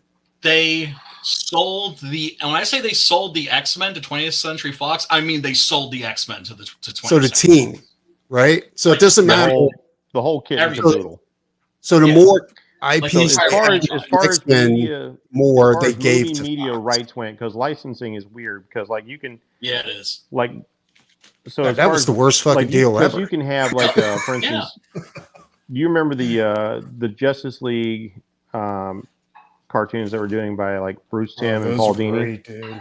Those are really good. You remember how they had, and this is how weird licensing gets. Remember how they had all these characters from all the canon of DC Comics, but weirdly they didn't have Black Manta. They had a Black Manta ripoff. But for some reason, he showed up, I think, in the last episode. If you remember, that character ends up getting killed off by Deadman. Right. In Batman's Deadman uses body. Batman to do it, and they could kill him off because he wasn't the actual Black Manta. For whatever reason, they couldn't get the licensing for Black Manta, so they made a fake Black Manta. So it's a way of going this cool Black Manta, but it isn't Black Manta. Not really. But the character wasn't called Black Manta, but he looks like Black Manta. Right. No, seriously, Jesus, man, it's just like they had that nod to the Super Friends that one episode, because they had Apache Chief and Jan and Jace and all those characters. Well, they said Apache Chief was created by the original Super Friends cartoon because they needed more diversity, and that's why they had Black Lightning. Black Lightning and Apache Chief were never samurai in any comics at that point. Yes, they were. The samurai too. Yeah, that's true. Yeah. And remember, this is 40, 50 years before all the woke shit, right? Yeah. So what they were doing though was they did have their heart in the right place, and they did want to make heroes that the kids of other backgrounds could identify with. But here's the funny thing about that. I often love characters. Now, here's the funny thing. You have plenty of diverse characters they could have pulled in back then, but they didn't want to pay the licensing fee. Yep. So instead of bringing in Black Lightning, they created Black Vulcan. Instead of using somebody like Katana, they created Samurai. Yep. Right. And I don't know. I don't think the comics actually had an analog for Apache Chief, but it was the same kind of deal. It's like, it's Giant Man. We'll make El Dorado. They don't actually have a guy named El Dorado. Right. Yeah. No, I remember as a kid, that pissed me off. I was like, who the fuck are these guys? Yeah. What's funny is that before I knew about comics, I knew about that TV show. You know what I'm saying? Yeah, because we were little kids then. Yeah, Most dude. That kids. was I was there every time there was an episode. Oh yeah, sure. But here's the thing. I was already turned on to comics, and I would go to school and I would want to talk about comics with other kids, and all they knew were the Super Friends. Yeah. That was it. Maybe a couple of them knew who Spider-Man was, right? But I was lucky that way. I learned how to read basically from reading comics. I wasn't reading. It was I didn't know what comics were. I didn't know there was actually a thing called comics. Except for the Sunday paper. Period. I never remember a period where comics didn't exist. I was into that. My mom would get me these little packs of comics. And they were super. Yeah, and got them at Toys R Us. Yeah, those are great. DC Comics didn't have any continuity back then, and this is what allowed Marvel to eventually pull ahead because they started putting together continuity. Yep. Because like when I tried to go back and read some of that stuff later, it's like, wait, this episode Superman died? He died of kryptonite poisoning? Like that doesn't make any sense. He's alive in this other issue. So I didn't understand, like DC just didn't give a flip about continuity back in the day. And also they were goofy, they were cheesy, Yeah, they were almost campy, unreadable. right? It's just like Oh, they were like corny. all the super dickery covers. Oh, those are fucking amazing. It's like, Anybody Jimmy out there Olsen, that you're hasn't not been my to best friend anymore, so I'm gonna abandon you on this alien planet. Good luck, Jimmy. Yeah. And you'd have to read the story to find out, like, why is Superman being a jerk? Yeah.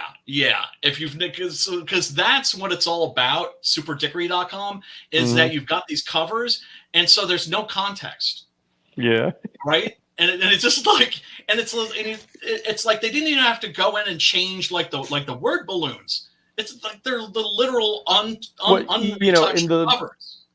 The thing was, because like DC was ahead of Marvel for a time, like in those days, like the 60s and 70s. Yep. And the super dickery stuff worked because the cover was like such a like, why does Superman do this? And he always had a good reason in the context of the story, but it would get you to pick up the comic book. Exactly. It's like, oh, bait and switch. Acting this way because like the pink kryptonite or something. Yes. Oh God, the pink kryptonite. Bait and switch. Yeah, I mean, I know some people that know all of the kryptonites and what they do, and I know like 3 kryptonites maybe. Now watch, like we're talking about the special effects before. Yeah, look at this lid for here. People watching the show, watch how committed this chick is. Like she just lets her arms dangle. This is great. Yeah, man. Yeah, boy. It's such a detail that like just a nerd picks up on. She's just hanging out. She's just hanging out. Yeah, it's all hanging out. But it's like the lid lifts and it bumps into her hands, and she just keeps them limp. See that? Because like something that takes me out of the moment when I'm watching a film is like when, for instance, somebody's doing a fight scene or they're having to pick somebody up or put somebody down, and you see the actor is supposed to be unconscious, whatever, helping them. Yes. But she just commits to it. Yeah. Well, I was reading the behind the scenes on this, and they said that she actually passed out for 30 minutes. Like, that's why they were able to do those scenes. So no, she was that'll a trooper, happen man. If you're upside down long enough. She was a trooper, and of course, this being a Spanish horror movie, the women are generally pretty hot. Want to go back trick or treating? What's up, Josh Bloodlines? Thanks for tuning in. We appreciate you. Everybody who's tuning in, hanging out. Happy Halloween. I hope everything's going copacetic for you. And I have to say, it's one time a year. Well, there's 2 times a year I envy parents. And that's Halloween and Christmas, but especially Halloween. Because we used to have like that grandpa tax costume parties and Halloween parties, like adults. Nobody wants to do that anymore. I know, it's sad. It's sad. That grandpa tax was real good this year. Oh yeah. Well, I have to say another thing that has really made me happy when there was like the children's Halloween parade, right? That I told you was like right outside my window, right on Main Street. And I'm looking at all these kids in their costumes, and boy, lots and lots and lots of monsters, right?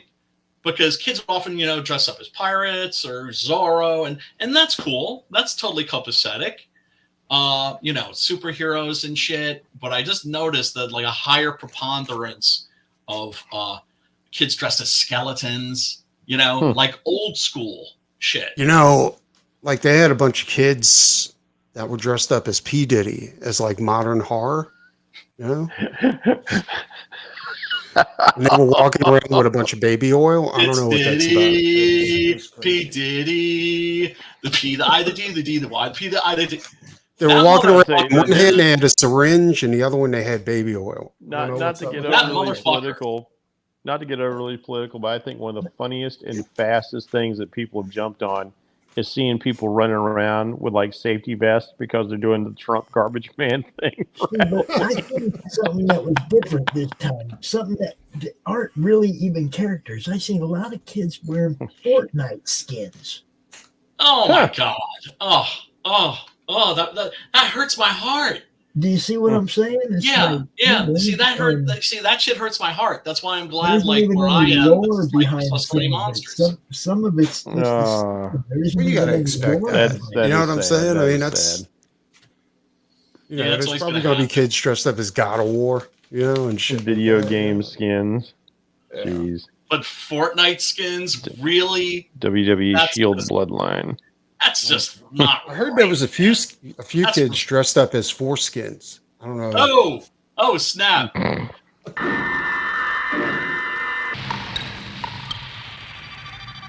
always that one guy. Yeah, and here's our heroine, of course, going down the dark gothic hallway with the candelabra. Yeah, and a lot of, did you notice, like, there's jump scares in this? But they're not like, the cheesy kind. They're like the cool kind. A lot of just, people just getting fucking grabbed. Like, I don't remember what it was. I was watching a movie the other day or a couple of nights ago, and they had one of those jump scare moments where like somebody's further in the background, and in the deep foreground, the shadow walks in front of them. And of course, they accompanied it with like the big zoom kind of music that kind of add to the scare. I was like, that would have been so much cooler if they'd done it John Carpenter style, and the shadow just moves across the foreground. You're like, oh, what was that? Exactly. Instead of giving you that scare to you. To me, jump scares, they need to be earned. There's honest jump scares, and there's just shit like modern jump scare movies. This is a horror movie. It's a werewolf vampire witch movie. Yes. Yeah, it's gothic horror. My wife showed me, like, on TikTok, they had these kids dressed up as Hannibal Lecter.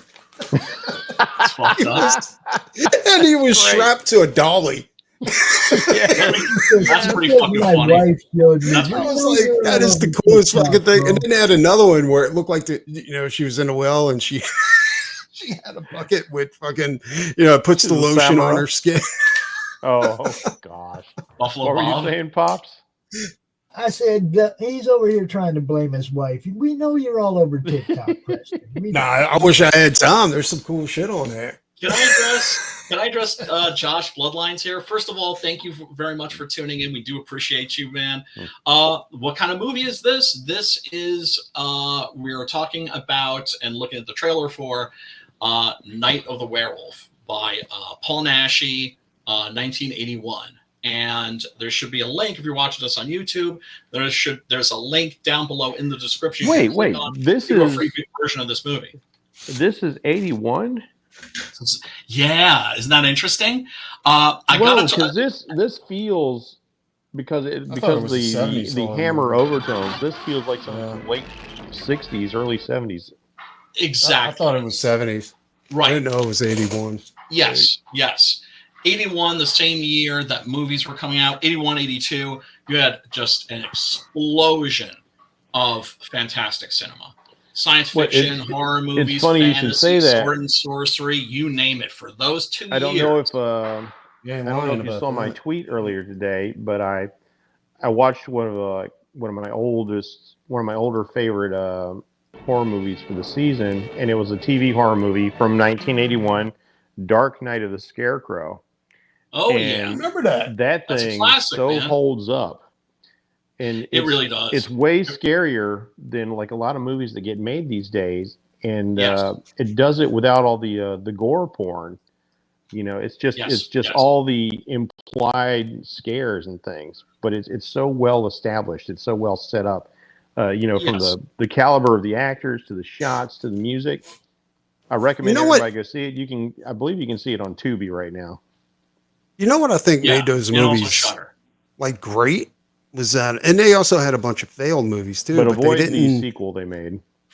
Well, they never kept to the 3-act structure. You know what I'm saying? Mm-hmm. Like there wasn't a formula that Hollywood would only use and reject if you didn't use it. Right. Mhm. See what I'm saying? Yeah. I think There's a guy called Sid Field, actually.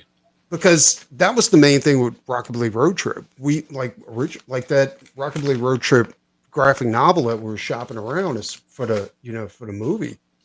They didn't want to touch it because we never followed the 3-act structure, and I was like, but it's entertaining, it's good, like people like it. Doesn't matter. Right, you could take those characters and put them in a movie and write a story about them that has a 3-act structure.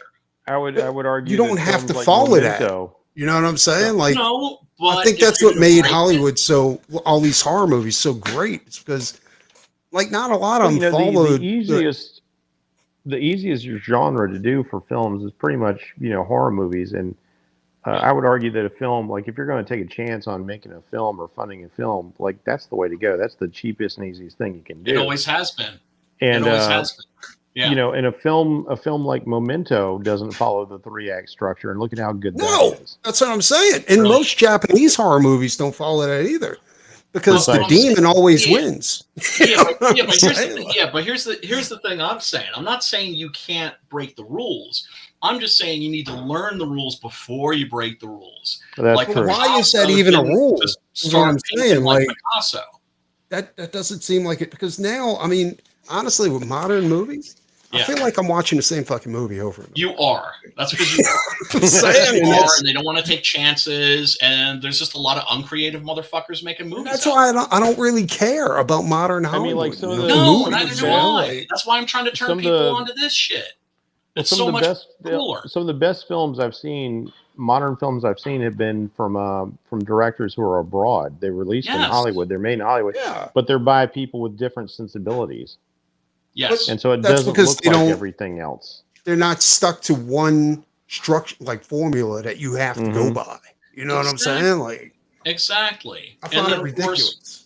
Right. Yeah, and that's it's one not of the all. things It's that's not great all about cookie horror cutter. is that horror as a genre is all about breaking the fucking rules. I get why Hollywood sees that you have to use that, and it's because this is what we know will make money, but that's not really true because they have so many failures out there. Yes. Like it's and that's the trap that they're in, because they're putting all this money out and they're not getting a good return, which makes them even more gun shy.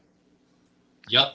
And so, then like sometimes if they take a chance, like you see something that's as bombastically as excellent as John Carter, which was horribly mishandled, and that should have been a gigantic franchise. Dumped by Disney. Well, I think that fell victim to the 3-act structure too. Like it was like, no, this has to follow the formula. If it doesn't follow the formula, we're not going to produce it. Well, here's but it's John Carter. It's a proven fucking franchise.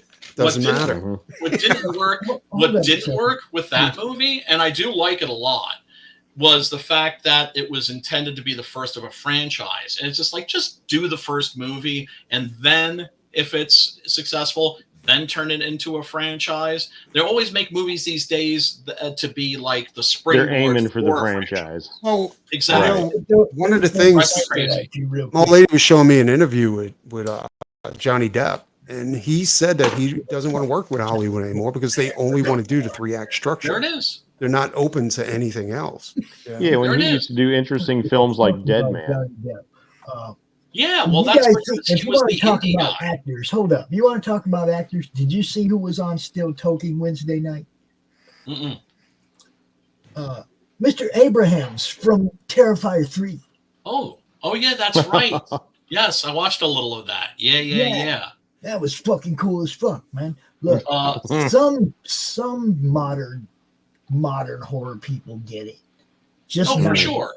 Well, I mean, but the horror people that I know, that is to say, like the real hardcore horror fans. Well, let's they're remember into that horror whole production from all around the world. And remember, we're not just talking about a world of horror; we're talking worlds of horror, right? So you're talking about 100 years of cinema of a particular genre, and made by filmmakers all around the world at different decades.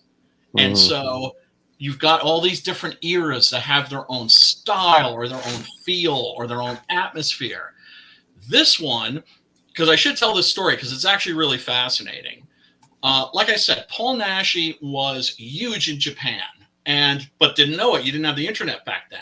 And so I think he went there on a trip or something like that and discovered that he was huge. And so he was like, okay, how about we make some movies together? And so he made 2 movies in Japan. This and another one called The Beast and the Magic Sword, which is generally regarded as the best Waldemar Daninsky movie.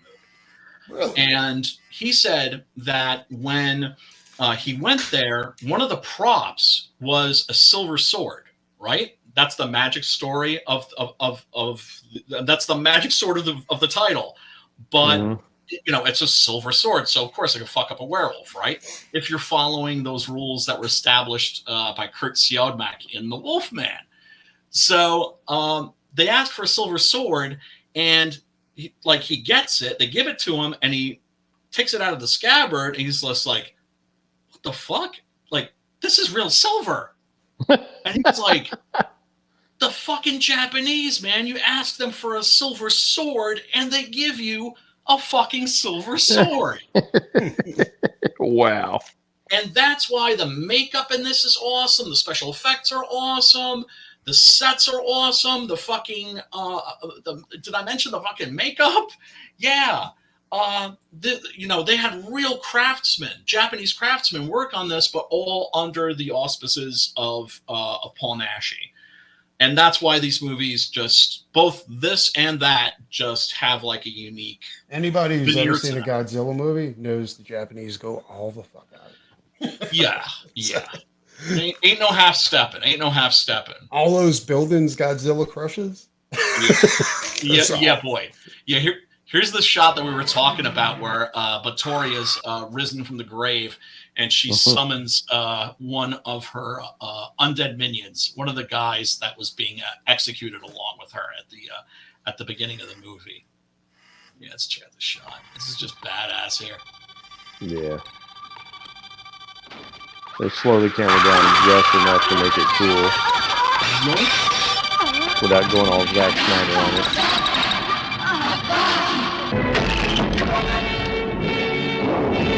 Booyah! See, that's just fucking cool, man. I'm sorry, I gotta see that shit again. I gotta see that shit again.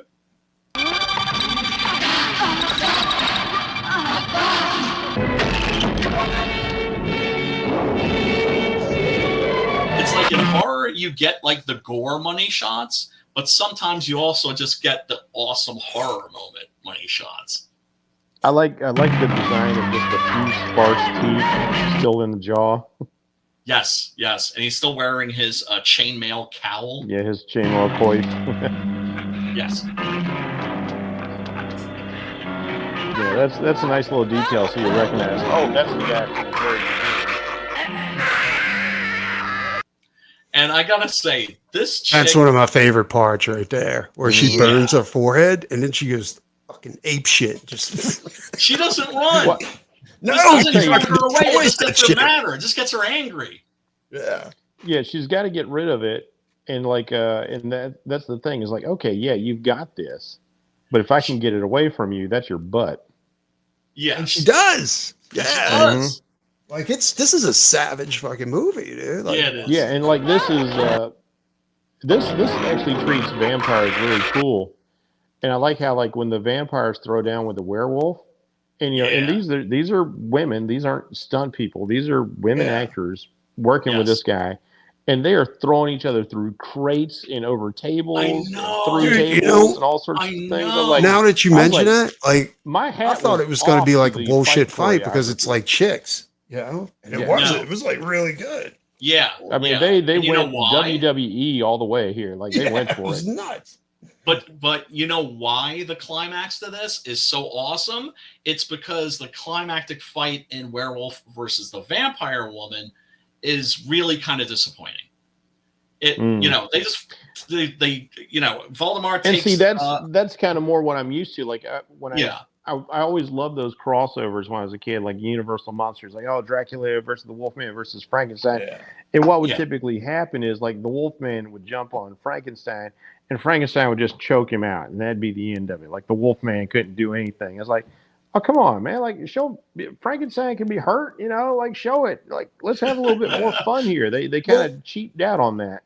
Well, that 60s movie where it was, you remember the one where Dracula had an afro, And it was a white dude. Yes. I have that. Frankenstein was like rotten. Like he was so old, he was like rotten. Wait, and then Dracula at the end of the had movie, an afro? What is that? Yeah, and Dracula and Frankenstein like fought. You know what I'm saying? It was Dracula, the Wolfman, and Frankenstein. And Frankenstein and Dracula fought, and Dracula rips his arms off and shit like that. I was like, dude, this is a badass. That sounds amazing. It was great, dude. Jeff, you've never seen... Well, have you seen? It's an Al Adamson movie. It's called Dracula versus Frankenstein, and it's an absolute piece of trash. When I was a kid, it made me mad because I was expecting my Universal Monsters or something cool, and I got this piece of utter trash that just happens to be awesome. That movie rules. And I love it. And the guy who played Dracula in that, the one with the afro, he's on Facebook right now selling fucking merch. Yeah. Dude, it was a great movie. Like, I might have to watch that again. What was it called? I gotta find this flick. Hold on. Was it Dracula versus the Wolfman? Is that what it was? Because it was good. It was a really good movie. There's this terrific poster that Alex Ross painted. He posted up again this year because he posted it last year. But it's all the Universal monsters painted in black and white by him, like coming at the camera. And it's so good. Yes. Nice. Yes. I know the one that you're talking about. It's great because they're just fucking wreaking havoc. Yeah, like the Wolfman is in the extreme foreground. And he's just slashed somebody. Frankenstein's got somebody held over his head by one arm. Yes, and the bride is hissing, Dracula. Of course. Yeah. This is the one, and this is like a Blu-ray set. See, I remember that cover art, but I've never seen the movie. It takes place in a fun house too, right? Is that right? Part of it does, yeah. Yeah. It's badass, dude. It's a really good movie.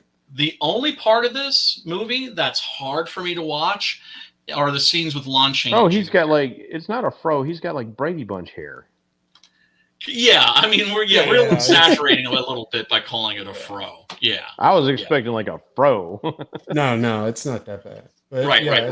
But he's just the most ridiculous looking Dracula you've ever seen. I don't know, dude. He was pretty horrifying. I thought he was horrifying. Especially in the disco era.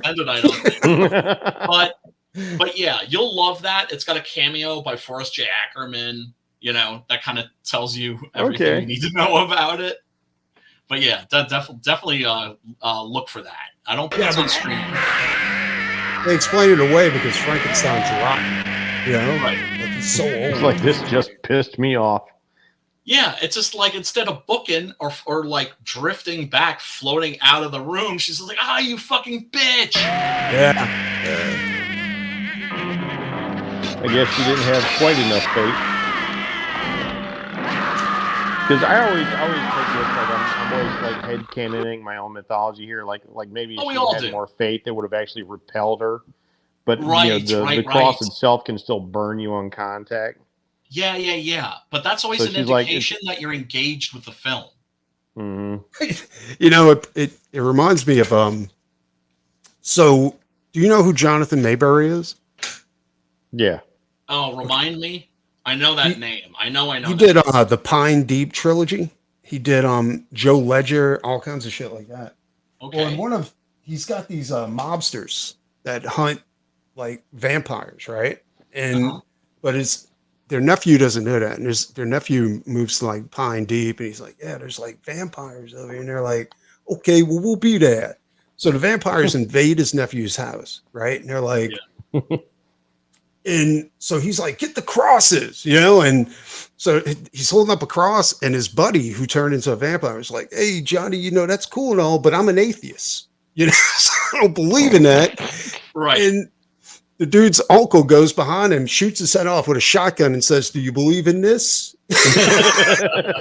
Well, decapitation, always a sure way to kill a fucking vampire. That's the greatest line ever. Do you believe in this? I love it. Well, I mean, here's the deal with vampires. You're supposed to stake them first. You stake them first, then you cut off the head, then you stuff the mouth full of communion wafers, and then I think you just burn the lot. They had this other one. And if you really want to be sure, you burn them and you scatter the ashes on a crossroads so they can't find their way back to home. Right. They have this Image comic that's written by it's a dude who wrote Thor. Anyway, like this is one of his better works, and it's called Rednecks, right? Right. And in there they have this this army vet, like this Green Beret vet, who like works for the vampires, you know, because not all of them are bad, but some of them are bad. And but he can't speak. Like he's a mute. Oh, Dog Soldiers is amazing. So is Ginger Snaps. Well, he goes after the vampires with a Sharpie, and he sneaks up on them and draws a cross on it. Oh man! And the dude's running down the hallway. He's like, "Oh my god!" Because his neck just burst into flames. Okay, Preston, the movie you talked about with like the capos versus the vampires. Yeah, I got a friend named Innocent Blood. No, that's not a movie. It's a novel. I'm sorry. I got a friend named Tony D, and he writes these series of books about these Yankee rednecks who live in the Jersey Pine Barrens and they hunt demons. The book series is called The Pineys, and I think you would dig the crap out of it. I think everybody here would dig the crap out of it. Send me a link, Sounds like fun.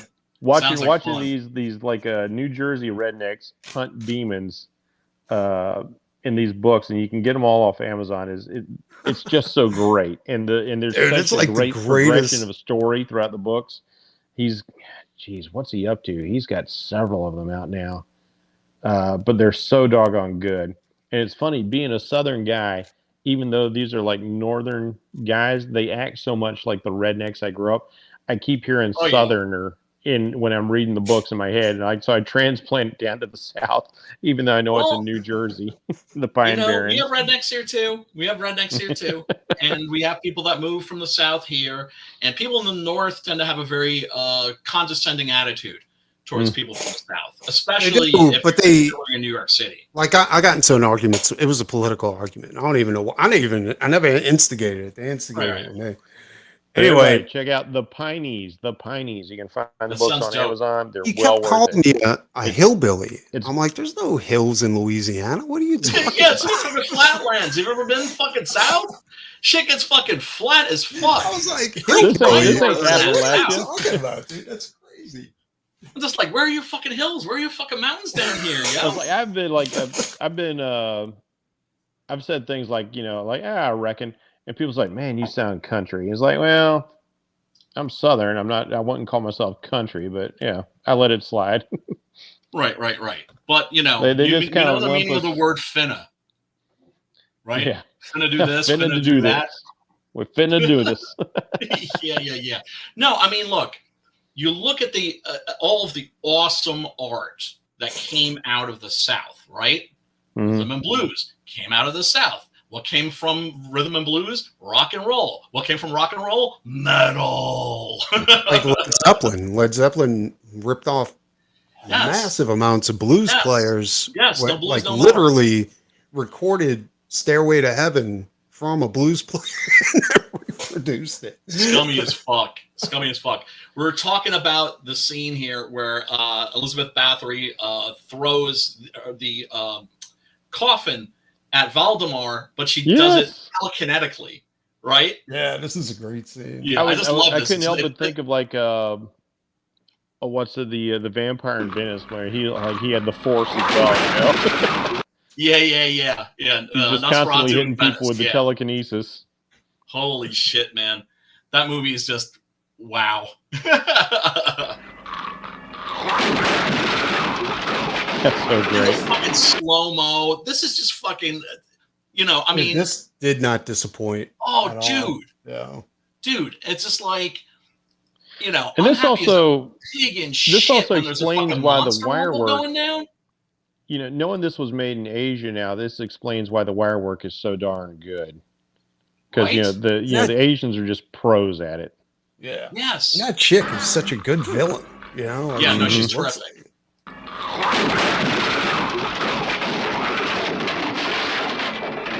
Yeah, this brawls is fucking savage. I thought it was going to Fire suck. Scarecrow. I just love how they just go for it. Like they're leaping off of things at each other. Yeah, dude, it's fucking crazy. And Naschy was a athlete. I think he was a soccer player, and then he, I think, injured his ankle, and they were like, "Sorry, you can't. You know, that's done. You're done as a soccer player." So he switched to weightlifting. And I'm not talking about bodybuilding. I'm talking weightlifting. And this motherfucker was, you can see he's a short guy, right? So he went for like fitness. Fucking barrel chested. Well, they build muscle really quickly because they got short muscle. You know, power lifter. When he's human, that dude looks just like the dude from What We Do in the Shadows. Like the TV There is a little bit of resemblance, isn't there? Yeah, there is. Damn you to hell! You will obey me. You will obey me. You're not the boss of me, bitch.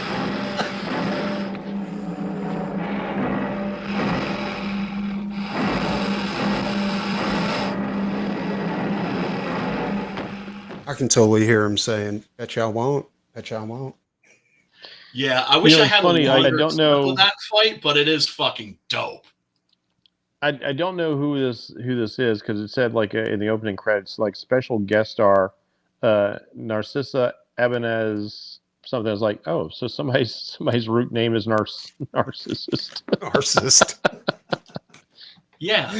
Narcissist. Or if you know Greek people, you know, you might run into a guy named Eros, right? Yeah. It's like, okay, your family just really wanted to put that out there, did they? Yeah. It's all my good. baby's beautiful. I'm going to name her Narcissist. Right. Oh, check this out. I was happier than a pig in shit when I found this. This is a copy of a page of writing paper, typing paper, where Molina did his design for the werewolf for this movie. And there were all kinds of little notes. Yeah. Consular un acuador. Yeah, so, yeah, it's fucking awesome. I just love this. The makeup guy did a good job translating this. He did. Fantastic. Yeah, did an awesome job. Like I said, he didn't sometimes he wasn't that lucky, you know, like in Assignment Terror. His makeup is really good in Curse of the Devil, which is also kind of a remake of this in some ways. And whatchamacallit? Dr. Jekyll versus the Wolfman. The werewolf meets Dr. Jekyll, and there's another one where was Assignment Terror filmed in Japan? No. There were only 2 movies that he made in Japan, and that's this one and The Beast and the Magic Sword. Because Frankenstein looks very Japanese in Assignment Terror. Yeah, I mean, that movie just went south. Like, that's one of those movies that just turned into like a nightmare production, where it's just like they had planned on having a couple of other monsters in there. The Golem they were going to have. Dude, I thought it was great. I thought it was a great movie. Yeah. Oh, I love it. I love it. Versus the Golem would have been very cool. Absolutely. Yeah, so this is just, it's cool that somebody actually kept this. One thing I will say the Japanese did, which was the greatest movie ever, was Frankenstein versus, what was it? It was like a giant lizard, not Godzilla. Yeah, that was great. The sequel's better, though. Now, I don't know if you're aware, but that later got turned into the Gargantuas. Yes, Sanda and Gyra. Really? Yes. Yeah. So the brown Gargantua. And if you watch some of the earlier Japanese dubs, they will actually say like, "Is this creature from Frankenstein? Is this what Frankenstein grew up into?" So that's actually a continuation of that movie because the brown one that they call Sanda is Frankenstein, and then the evil split off and became Gyra. Right. Yeah, it's War of the Gargantuas. We actually covered that movie on the stream because it's one of the few movies in the kaiju genre from that era that I actually think is like genuinely works as a horror film. It does. I remember being freaked out as a kid watching it. I'm used to watching Godzilla, stomp on buildings and set things on fire. And you're like, okay, he's killing lots of people. But when Gyra comes out of the sea, he will pick up people and chew them up and then spit out their bloody clothes. And you're like, what? Yeah. I mean, that moment as a kid, I was just like, what the fuck? Yeah. It's so exciting when you're a kid and you're seeing scenes in movies where you're like, I didn't know they could do that. Right? Like, my parents would never let me watch this. Yeah, because like when you watch those movies as a kid, you've always figured like, oh, the giant monsters just like eat other giant monsters or just eat radiation or whatever. Like, no, this thing is out there munching on people. Like, no way. Yeah. Because like we were used to that in American films. Like you see the tarantula, you see them, you see the deadly mantis. All these things are clearly eating people, but you didn't see that in Japanese films. No, you really and that didn't. was the first movie where they really illustrated that. And you're like, holy crap. The levels, the stakes just rose all the way to the ceiling. Oh, Japanese being Japanese, like they did it to the fucking. They turned that shit up to. Oh, geez, how about that one scene? How about that one scene where he like steps on a bunch of people and you just see them all like mangled on the ground there? Oh, the worst. They went all the way out, dude. I got that movie. I'm gonna have to watch that again. The worst, so badass. And I think the one shot of the movie that I think is genuinely chilling is when you have the Japanese hikers, right? Oh, and they look in the water going along, and you see this vast wall of mist, and it starts to part, and Gyra is fucking standing there. This fucking massive fucking ogre, really.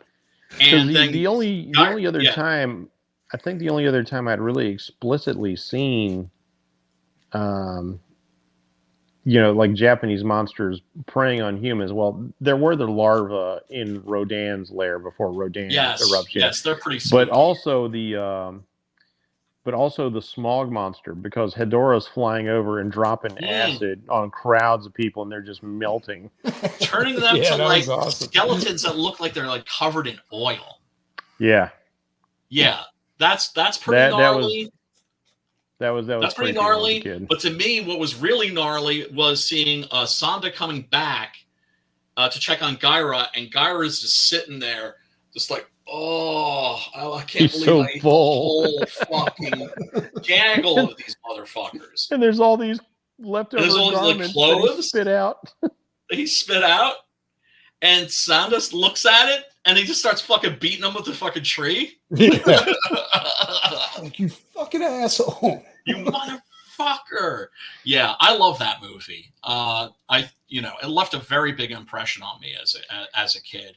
Actually, everybody did. I wonder why they haven't redone that movie. It has a heroically tragic end, which I wasn't. Another thing I wasn't used to in my Japanese monster movies. And like, it was just an amazing piece of cinema at the time. It still is. It still is. It still has a effect. That's the thing. These movies are still a hell of a lot of fun to watch, and they often. Which, as a matter of fact, I think it's also on Tubi for those of you who want to watch it for free. Yeah, I recommend that one highly. It's also on the Internet Archives if you want to download it. Oh yeah. So I'm glad you guys liked this movie. Another good poster here. Yeah, I like this one a lot too. Glad that you liked this movie. You never understand. I like to think that you guys like cool movies, and this is just a cool movie. And everybody go check it out. My nitpicks on it are just it's just style issues. Like, I think there were some insert shots that you could have done, but like, and some pacing. I've got a different filmmaking perspective. I thought some of the scene transitions were a bit jarring, but different people handle things differently. Right. And the thing is I would much rather watch a movie like this, which has like the occasional hiccup, maybe doesn't run as smoothly as, bigger budget, more mainstream movies. But I'd rather watch something like this that has a handmade quality to it, right? Where you can tell that the people who made it were passionate and really, wanted to deliver like a badass gothic horror movie with a fucking awesome monster rumble. See, I love this. I'd much rather watch this than fucking one of the new Planet of the Apes movies. I love this. I love this right here. Oh, how dare you! I love the Planet of the Apes movies. Yeah, I am talking about the new ones. I think they're great. I love this right here because this, and I don't know if they meant for it to be like that, but like, when you watch a samurai cinema, whoever gets the first hit wins because you're swinging 3-foot razor blades at each other. Yeah, it's Yaido. It's the quick draw, right? And so when I'm watching this fight, they've got the kinetic energy of pro wrestling, but it really boiled down to whoever bit whoever first was going to determine the winner. I don't know about that because it would have taken her some time to drain him.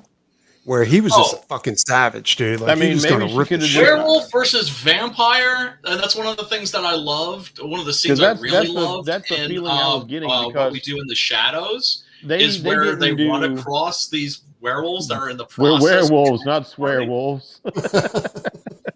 Right? Well, here's the thing. I think they run, right? Because they know if the werewolf catches up with them, it's fucking over. Yeah. And that's one of the things I liked here. They didn't have this trope. It was like, oh yeah, I'm a vampire, I got all these powers and stuff, but the werewolf is just this savage beast that will tear me apart. Here, these vampires went at him like they had an equal shot. They were just as ferocious, they appeared to be just as strong. And I fully feel like if she could have got her teeth into him, like she'd have just ripped his head off. Maybe. But he gets the bite. I think the downfall of the vampires is that they're arrogant. You know what I'm saying? And that's one of the reasons. Some motherfuckers always trying to ice skate uphill. My fucking brain is failing me. Yeah, maybe we should wrap this up. Yeah. Yeah. This is one of the reasons I like 30 Days of Night, because it was such a nice departure from the romanticized arrogant vampire. Those vampires. Yes, they were just monsters. Yeah. Just full out predators. Monsters. And sadistic too. They were werewolves, basically.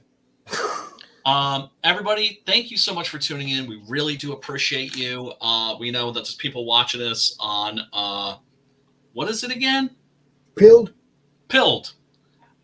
Much gratitude to you for tuning in as well.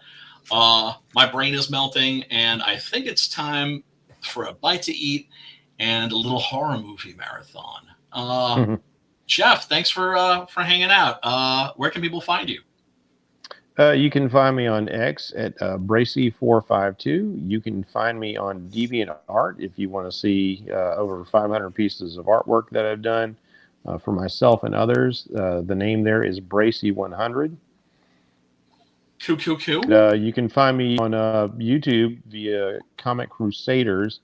You can find our film reviews and discussions under things like Cinema Crusaders, Sloppy Spoilers, and if you look around at Mr. Bracey's very defunct YouTube channel, you can actually find some short horror films that I've made myself. Coolness. And Mr. Acevedo, where can people find you?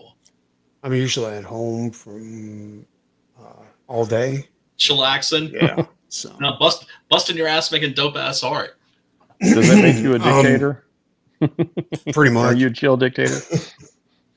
Yeah, YouTube. I mean, X. Twatter. At Nikki the Pipe. Yes, the Twatter. And here, at least. Yeah, mofo. And Pops, where can people find you? Madness Comic Network. Look, we're going to be back here tomorrow with Bracey because we got stuff to open, guys. Oh. Yeah, so excited. Oh, yeah. Critical Blast Baylor. Tomorrow at 2 p.m., we'll be doing a comic-related unboxing on the network. Killer Karen tomorrow night with special guest Dennis Knight. What else we got tomorrow? Jeez. I got so much going on, I have to look at the calendar now, guys. ADHD Theater at Busy is good. 9. What's Your Issue at noon with Kitty from Flip City Magazine, and Freewheeling Friday at 11 p.m. with Kevin Davis. So it's all action, man. We don't got no slow down around here. Oh yeah. Okay. You about ready to take us out? I got you when you're ready, brother. All right. Everybody, thank you so much for tuning in. We really do appreciate you. Spank that like button, hit the subscribe, ring your ding ding dong the bell for notifications. And until next week, peace and love and metal pure rap.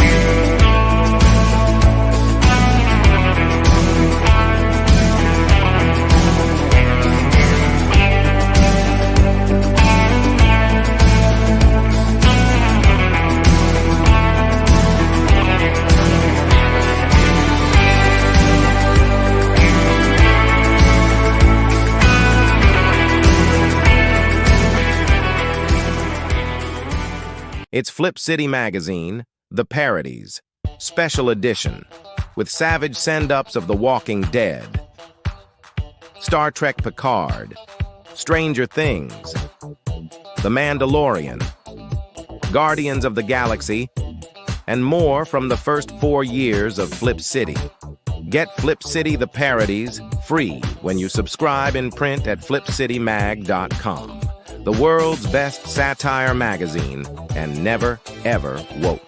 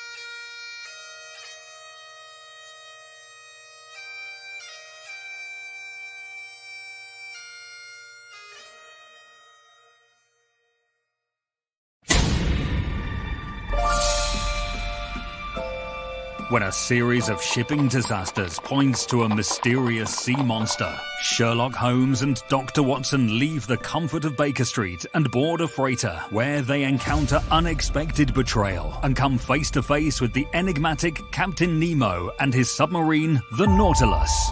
As they delve deeper into the case, they uncover a conspiracy involving a Russian Tsar with an airship that rains destruction on unsuspecting cities. With time running out and the world on the brink of war, the heroes must use all their skills and resources to stop a massive conspiracy and prevent global conflict. From Eisner-winning writer Mike Baron and illustrator Richard Bonk, dive into the depths of adventure and unravel the mysteries of the sea with the world's greatest detective in Leviathan. Order now at baroncomics.com.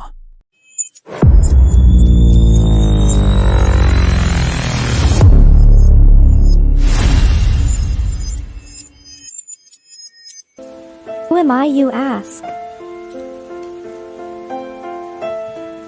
I was created in the middle of nowhere, surrounded by the waste of a dying world. I was bestowed with an insurmountable task: bring peace after decades of death, persecution, and chaos. I am a grandchild of war, destined to help two camps which hate has fueled for far too long. Surprisingly, I am not alone.